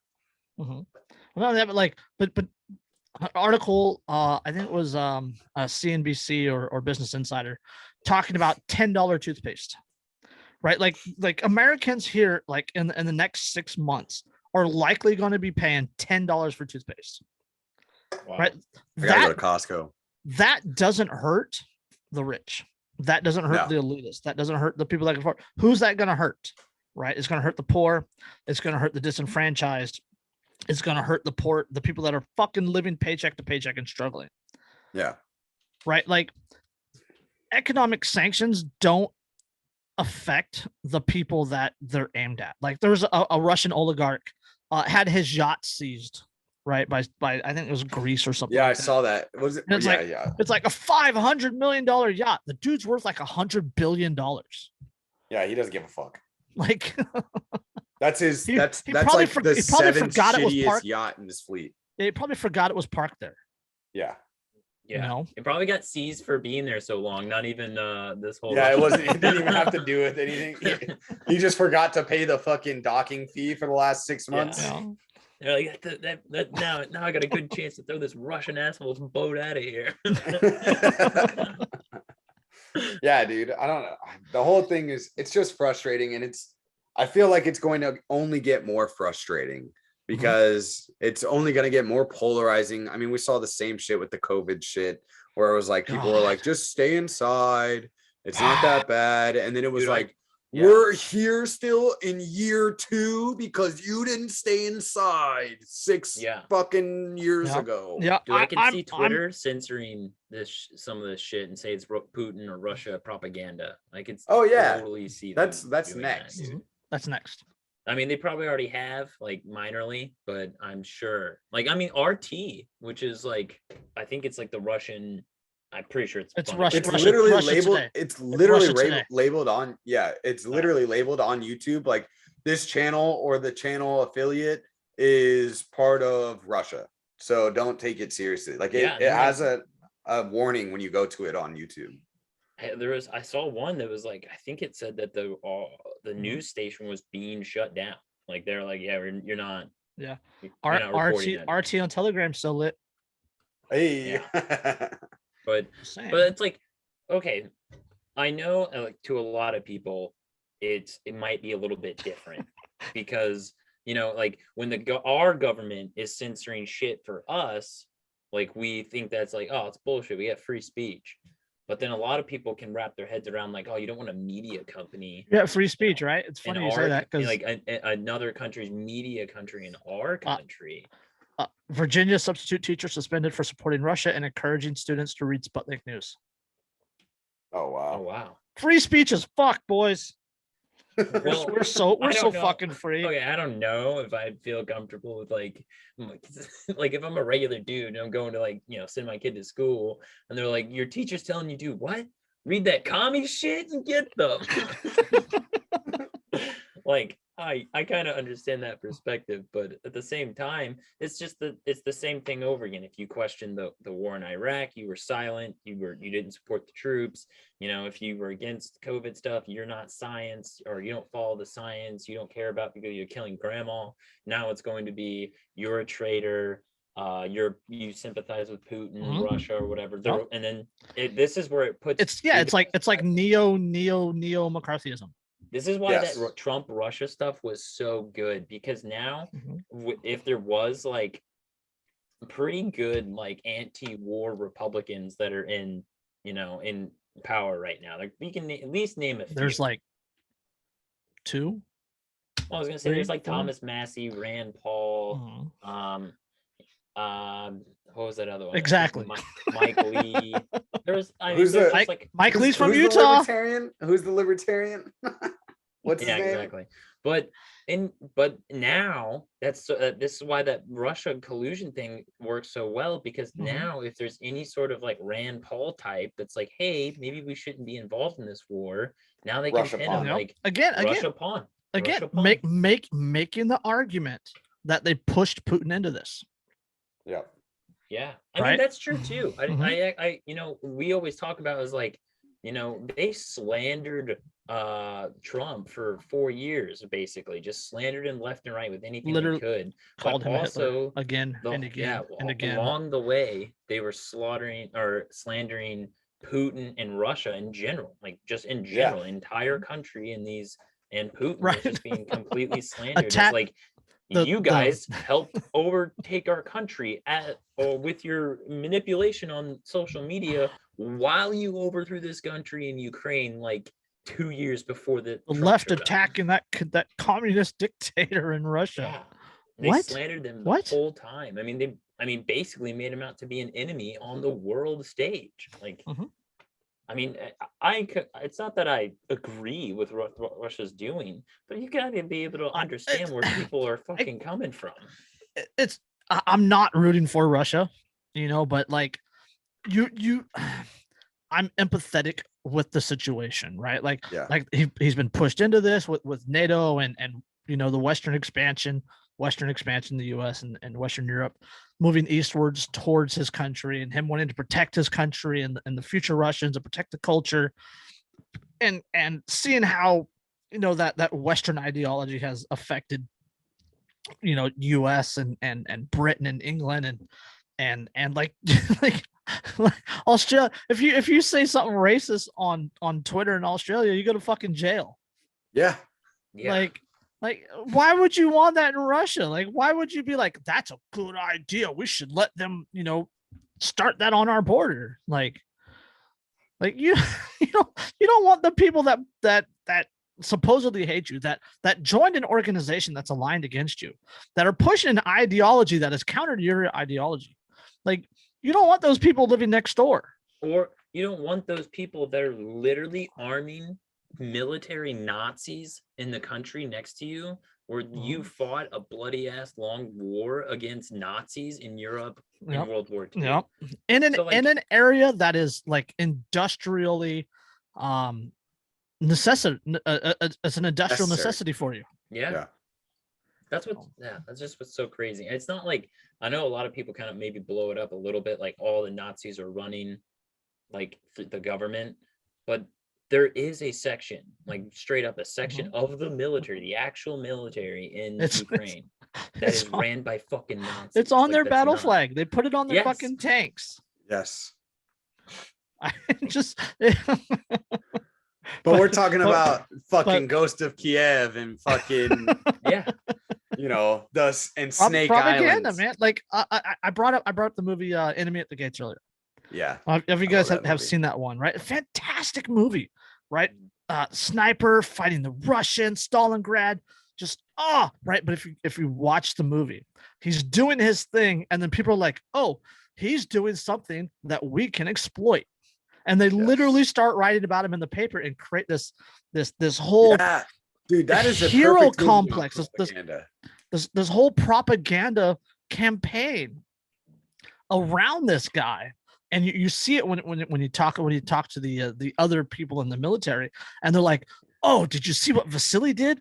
Have you read Vasily's latest exploits? Have you seen this? Oh, we should be as brave as Vasily. And then there's like the little kid, I wanted to join the military because of you, Vasily. Because of Vasily. Right? And it's just like, dude, if you watch the movie power about of propaganda. Yeah, if you watch the movie about Lady Death, they do the same thing for her, and she ends up meeting Eleanor Roosevelt at one point, and it just like it goes even worse. Like it just Mhm. it's the same fucking thing. And she's like, you're empowering women, and you're just like, I want to die. Because and like people are gonna take that statement and be like, oh, that's sexist. And it's like, no, because she was literally used because she was a woman to show that women should go and off and fight in wars. Rosie the Riveter. You got same thing. Rosie the Riveter, You owe it to our nation to do something. That's what it's all about. And it's like, bro, you don't owe these people shit. And that's what I like. That's like that's my biggest thing that I try to get across to people that I talk to in like everyday interactions when they ask me about politics. It's like, bro, you don't owe these people a fucking thing. They have stolen from you since the day you were born. They have stolen from you since the day that you're born.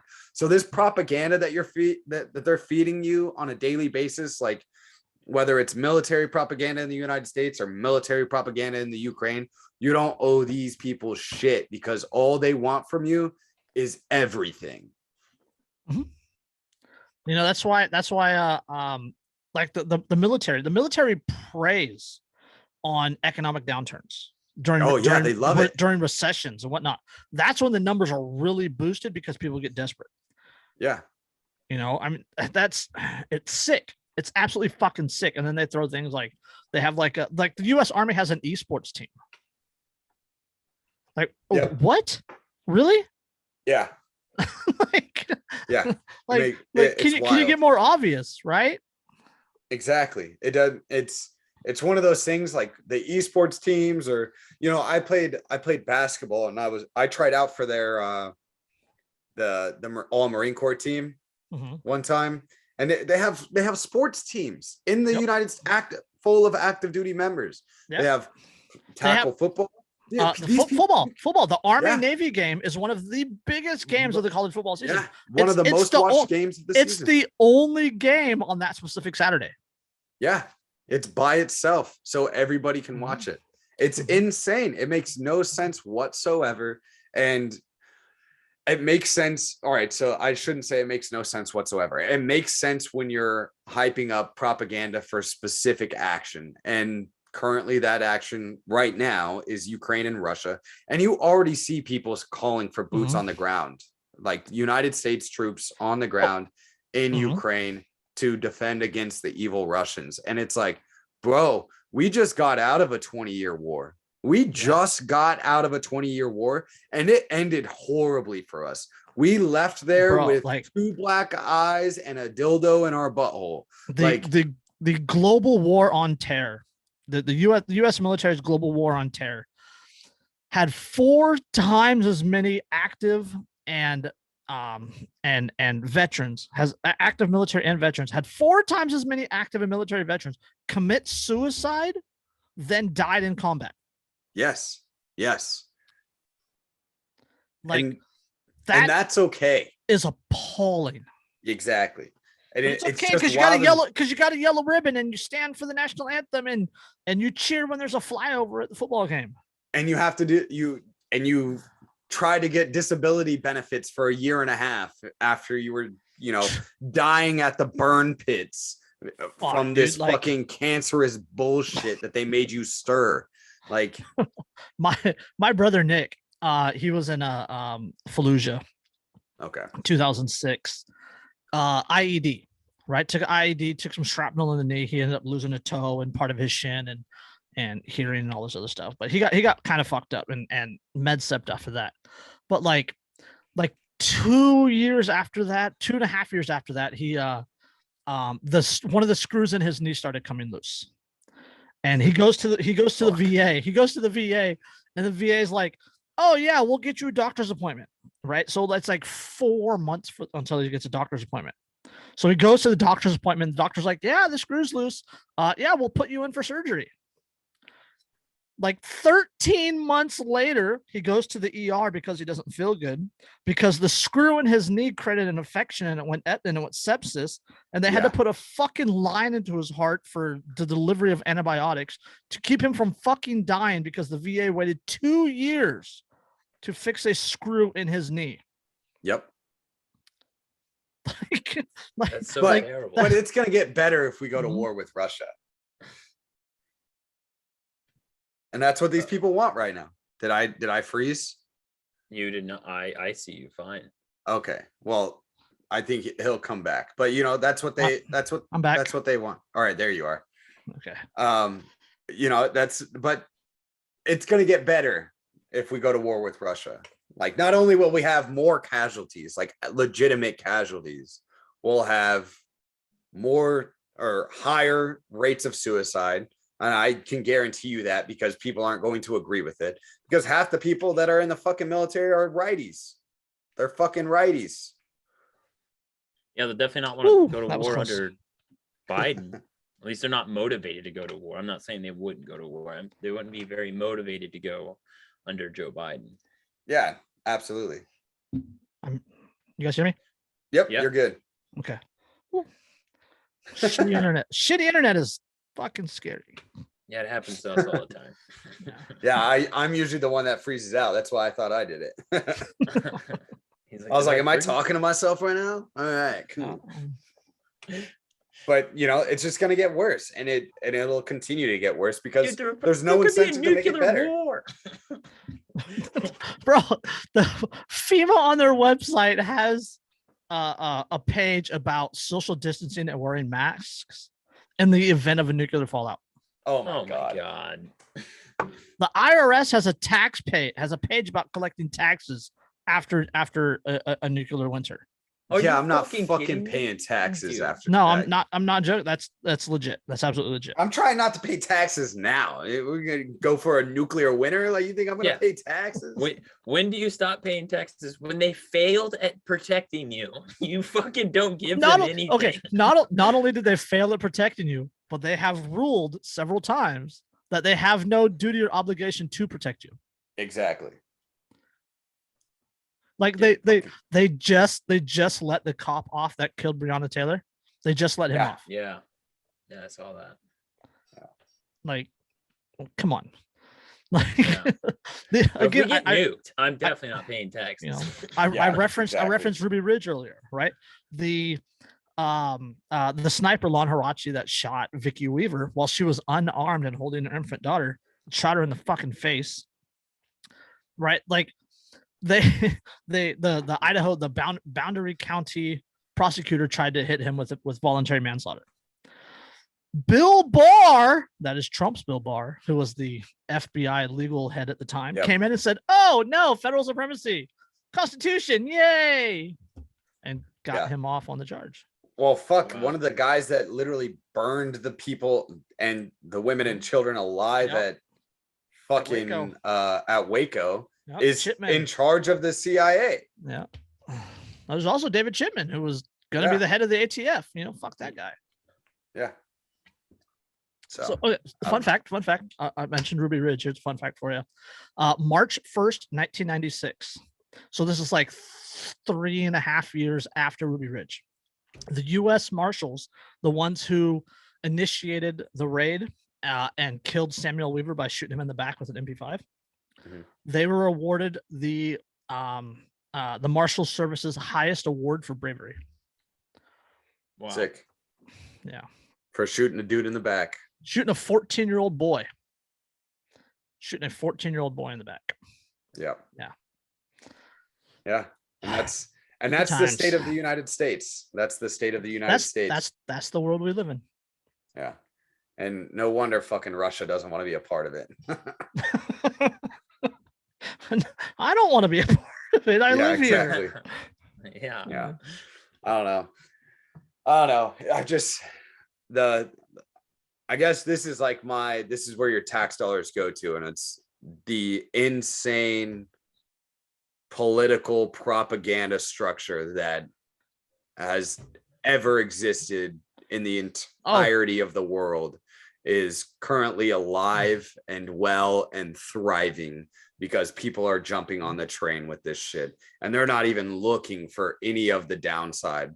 They're not looking for the immigrants being turned away at the border by the own Ukrainian border patrol. They're not Nope. looking for the overt racism and the They're celebrating overt it. Nazism. They're fucking in celebrating it. Ukrainian fucking military. They're not doing any of that. Everything that they've been preaching about since fucking Breonna Taylor's murder, since George Floyd dying and being murdered in the streets of Minnesota, like everything that they've been saying. Did you see the one politician's tweet about how Russia's invading Ukraine was like their version of January 6th? Yeah, exactly. Oh I was my just gonna God. bring that up. They're saying like that this whole thing is worse, or if not worse than the January same 6th. January 6th. Oh my as goodness. they're equating 3,000 people dying to 9/11 as January 6th being worse than that. You know, it's absolutely horrendous, the state of being right now. And you know, this is what your tax dollars go to. This isn't like the typical one that, but we're the crazy ones. yeah, but we're insane, right? Like we're the fucking insane, you know, right-wing fucking crazies. And it's like, bro, I'm not even fucking right-wing. Like I'm pretty middle of the road on a lot of things. I grew up, I've talked about this before, grew up very left and then kind of swung pretty far right. And now I'm landed somewhere in the center, but not in the way that I'm like, you can't describe it on a plane of left and right anymore. There's no way, because that doesn't make any sense. Yep. Like I'm so far away from both of these people that it has to be like a 6-dimensional object that we fucking use to explain political compass and structure of ideology. But it's just, I'm so far away from these people that I just, even talking to normal everyday people, sometimes you get so bogged down with this shit because the propaganda is so intense. Yeah, I'm a news guy. Like I like to watch the news, my local news. I really enjoy my local news, and I can't watch it.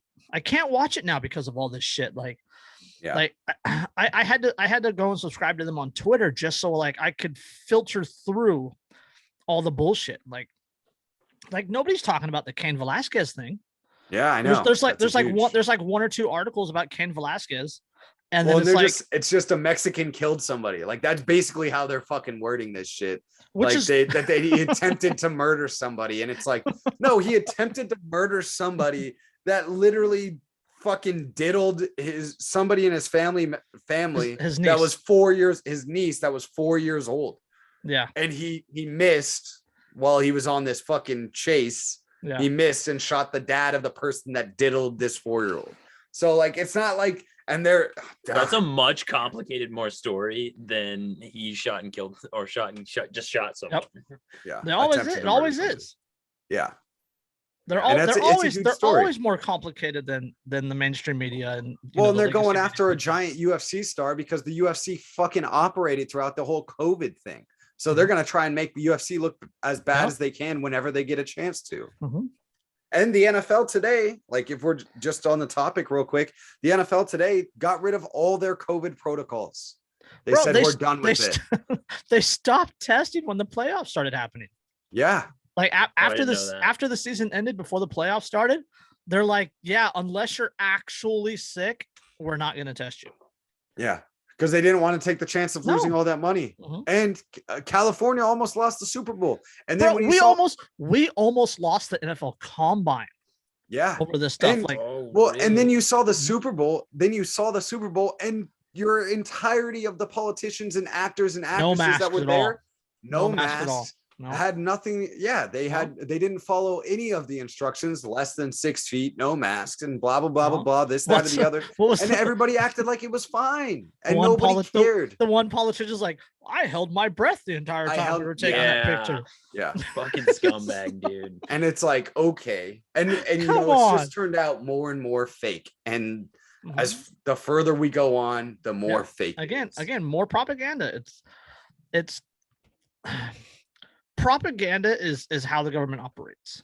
Yeah. Like if the government just came out and said what they were doing, people would be like, "Oh, fuck you, no." Yeah. Right. People would revolt overnight if the government came out and said what they were actually doing. So they have to propagandize. They have to put it in terms that appeals to people's emotions, because an emotional person is easier to control. right? It's why they don't teach critical thinking in school anymore. It's why they don't want people that have the ability to digest information and to come to their own conclusions. Absolutely.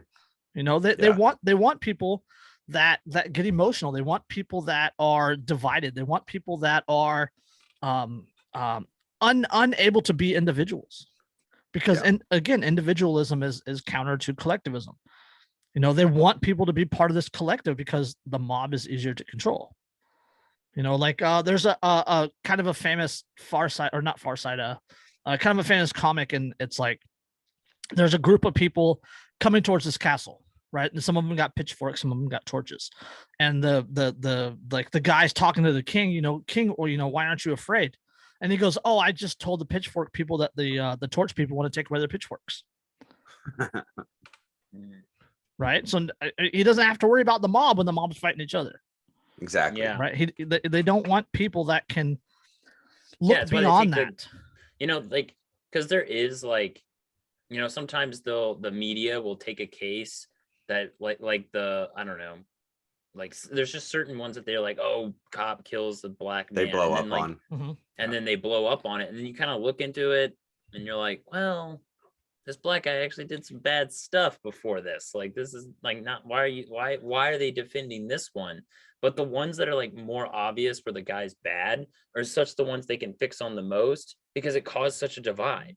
It's like it causes a divide between people that are like logical thinkers and not logical thinkers, where they're just appealing to the emotion of the story instead of like the actual details of it. We're like, oh, this guy was mugging someone, or this one was like attacking someone prior, and they just attach to those. And then those ones are the most difficult because everyone else is reacting just emotionally.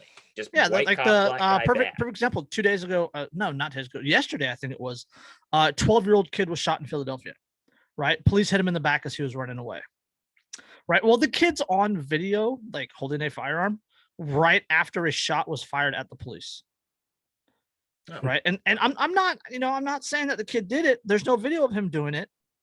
Right. But like, it creates the situation where you're like, okay, you know, like maybe the cop had some sort of justification. Right. Yeah. And that as soon as the second part of that story came out, the story died. Oh yeah, I bet. Yeah. It was like when that one LeBron James retweeted where that cop killed that black girl, and then in the video the black girl like has a knife or a bat or something and is getting ready to like just fucking hit someone. Yeah, and then that was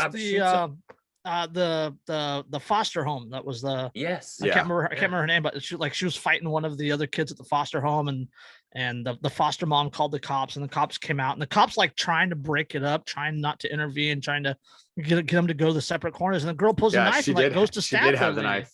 Yeah. All right. And the cop's like, Jesus Christ. Like, that's the one time, like, that's what you want the cop to do. Like, in our perfect world, every cop should do that. And then they within like the first couple of hours, it was blown up. And then when the video finally came out, then it like completely died. Yep. Like completely died. And I think that's what they like. It doesn't even matter. Like, because it's so easy for the media just to put something out and then forget about it next week, because their viewers will forget about it next week. Yeah. But so they jump on it right away. Oh, it doesn't hold out. Get rid of it. Well, and the last thing that they remember is the cops killed black chick. They don't even have to backtrack on it. They'll put like an article on their third page, like, oh yeah, that was wrong. We got that one wrong. But no one reads that page, or they don't share it on their Twitter or whatever. Oh no. Yeah. Headlines are what matter. Oh yeah. You know, that's why memes are so fantastic. Yeah. That's why the Ghost of Kiev thing blew up, because it was a headline and a subheadline. Right. Yep. No video, no proof, no evidence, no, you know, documents, nothing like that. The only fucking video that came out of it was a fucking video game. Yeah, that's what it was. Right. It's like there's been a series of memes coming out in regards to this. Like there was a really good one posted in the chat. I think I accidentally reposted that in the chat too. Either way, the Discord chat, where it's like, it shows this section of the city and like these buildings are collapsed in the middle of the city. And it's like, oh, you know, evidence of Russian bombing Ukraine neighborhood. Oh, just kidding. That was the police in Philadelphia in 1985. Yeah. Which are fantastic. Like those are, I made one earlier. It's remember the Boston bombing, Watertown. Oh yeah. right? And it's the police rolling down in the hardtop Humvee, pointing the rifle at the person in the window taking the picture. And there's a bunch of police behind them.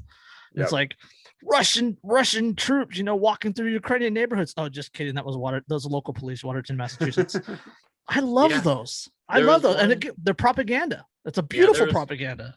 There was one, and I think it was supposed to make it out to be like a Russian soldier like messing with a little girl. Or no, it was a Russian soldier coming in, and then like this little girl was like telling him like, "Get out of my country! You shouldn't belong here." And it was like, even the Ukrainian children are saying something to Russian troops, and it turns out it was actually a Palestinian girl and an Israel troop. And I was like, oh my god! Is that the one that got hit by the M203 rubber round? I think so. I think that was the one that she got hit by a rubber M203. Broke her jaw, knocked out some of her teeth, like orbital fracture, broke her hearing aid, and like broken jaw. Like, so she's on a liquid diet for like the next 30 days, laying in the hospital in pain. Yep. And Palestine, they're not going to have, the best doctors down there because again, the sanctions, only hurts the common man. Exactly. It's just what a time to be alive, eh, boys? It's certainly a time. Certainly a time. Like, there's white pills. There's white pills in this, and if you can find the white pills will get you through it. Russia will start using Bitcoin.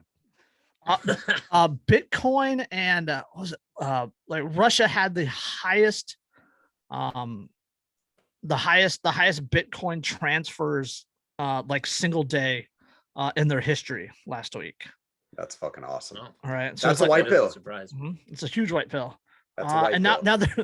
now they're talking about sanctioning Bitcoin in Russia. Like, fucking try it. Try it. Hearing sanctions on Bitcoin is a white pill to me. It's interesting because, everything that we were told, the government doesn't stand a chance. So I'm kind of excited to see like government and Bitcoin battle because I think it's inevitable. Like, it's gonna happen. They're gonna like battle it out. Well, I think we'll see who's gonna win. I think by the time Bitcoin gets to the point that it can actually seriously affect the U.S. economy, that the government will have already co-opted it. It's taking their place in it.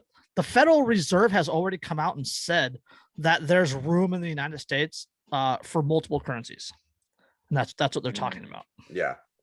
But they want their own internet currency. They want their own crypto. The digital dollar. Yeah. Right. Yeah. Well, you saw how quickly the Freedom Convoy in Canada, how badly they were fucked with the banks. Yeah. Yeah. Right now, imagine the Federal Reserve being your bank account. Yeah. Yeah. Exactly. Well, and that's why I love Bitcoin. That's why I love it. No, Pirate Chain. Pirate Chain is my new favorite one. It's a privacy coin. Yeah. Runs the same security protocols as Monero. Yeah, that's my new favorite one. We'll have to look at that. We'll have to look at that one. Yeah, it's ARRR. All right. Sweet.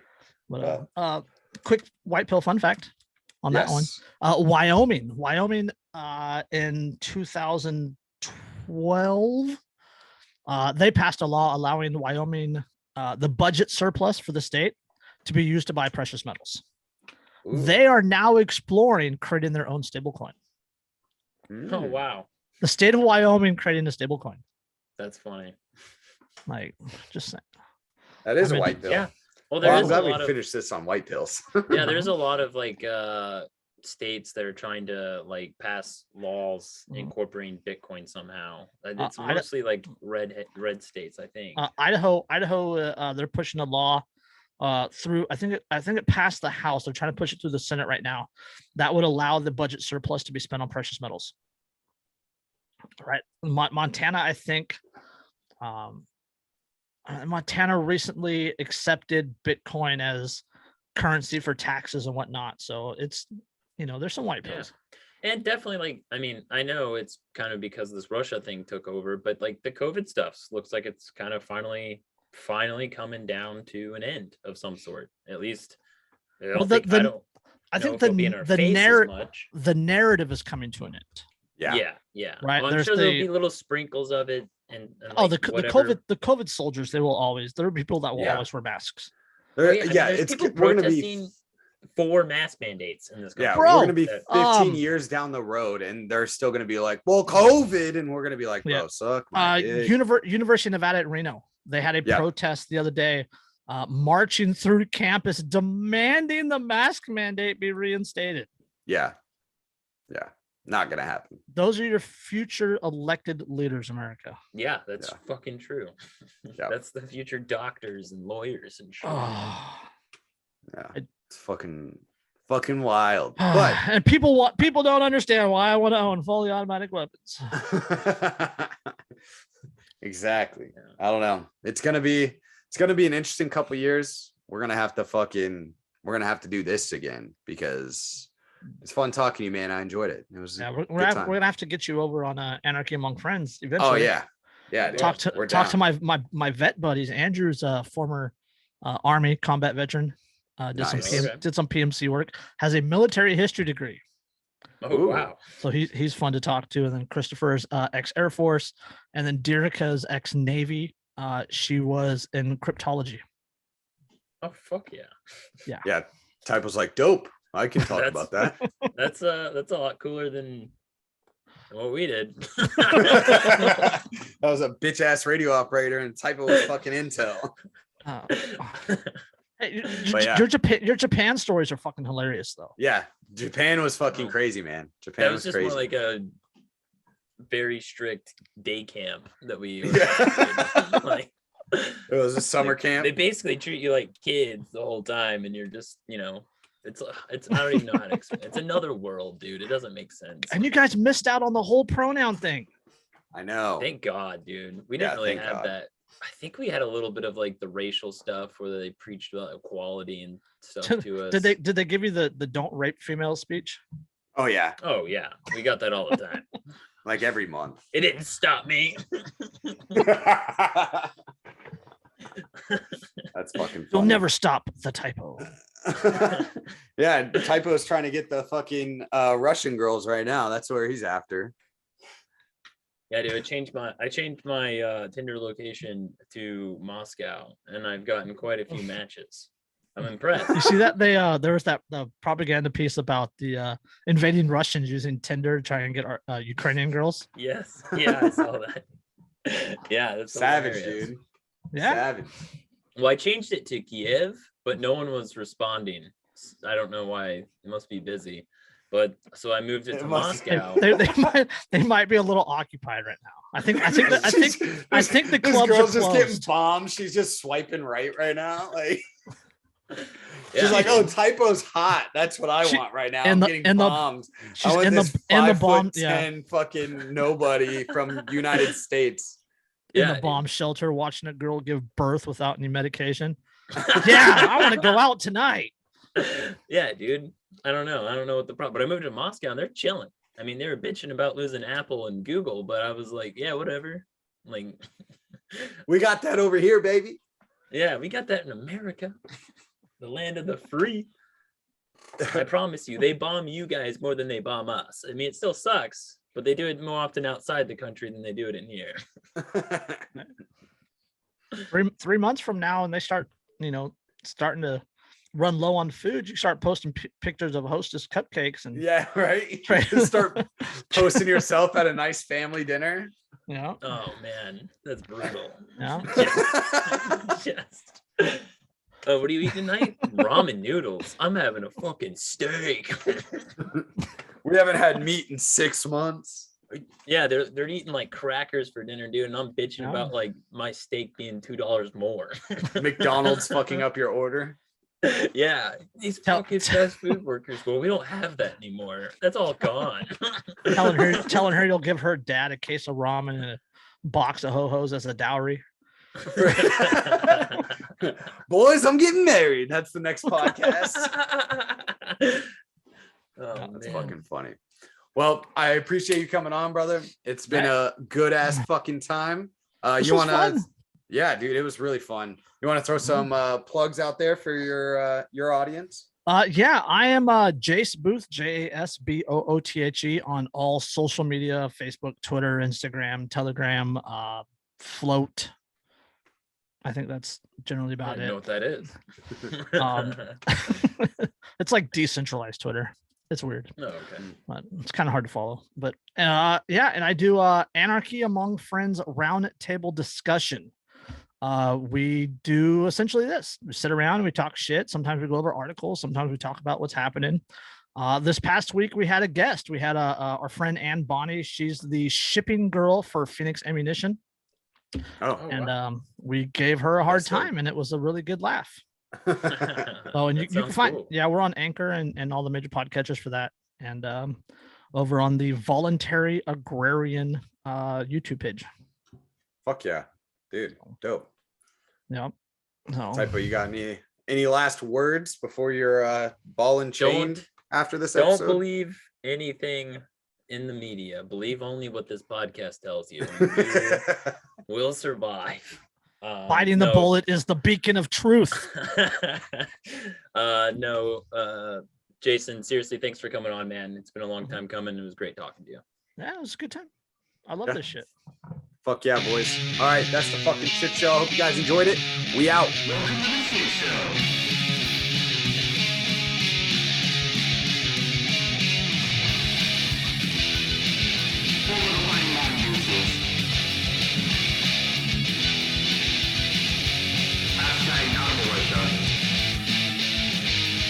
Setting fire to the blunt, allowable opinion.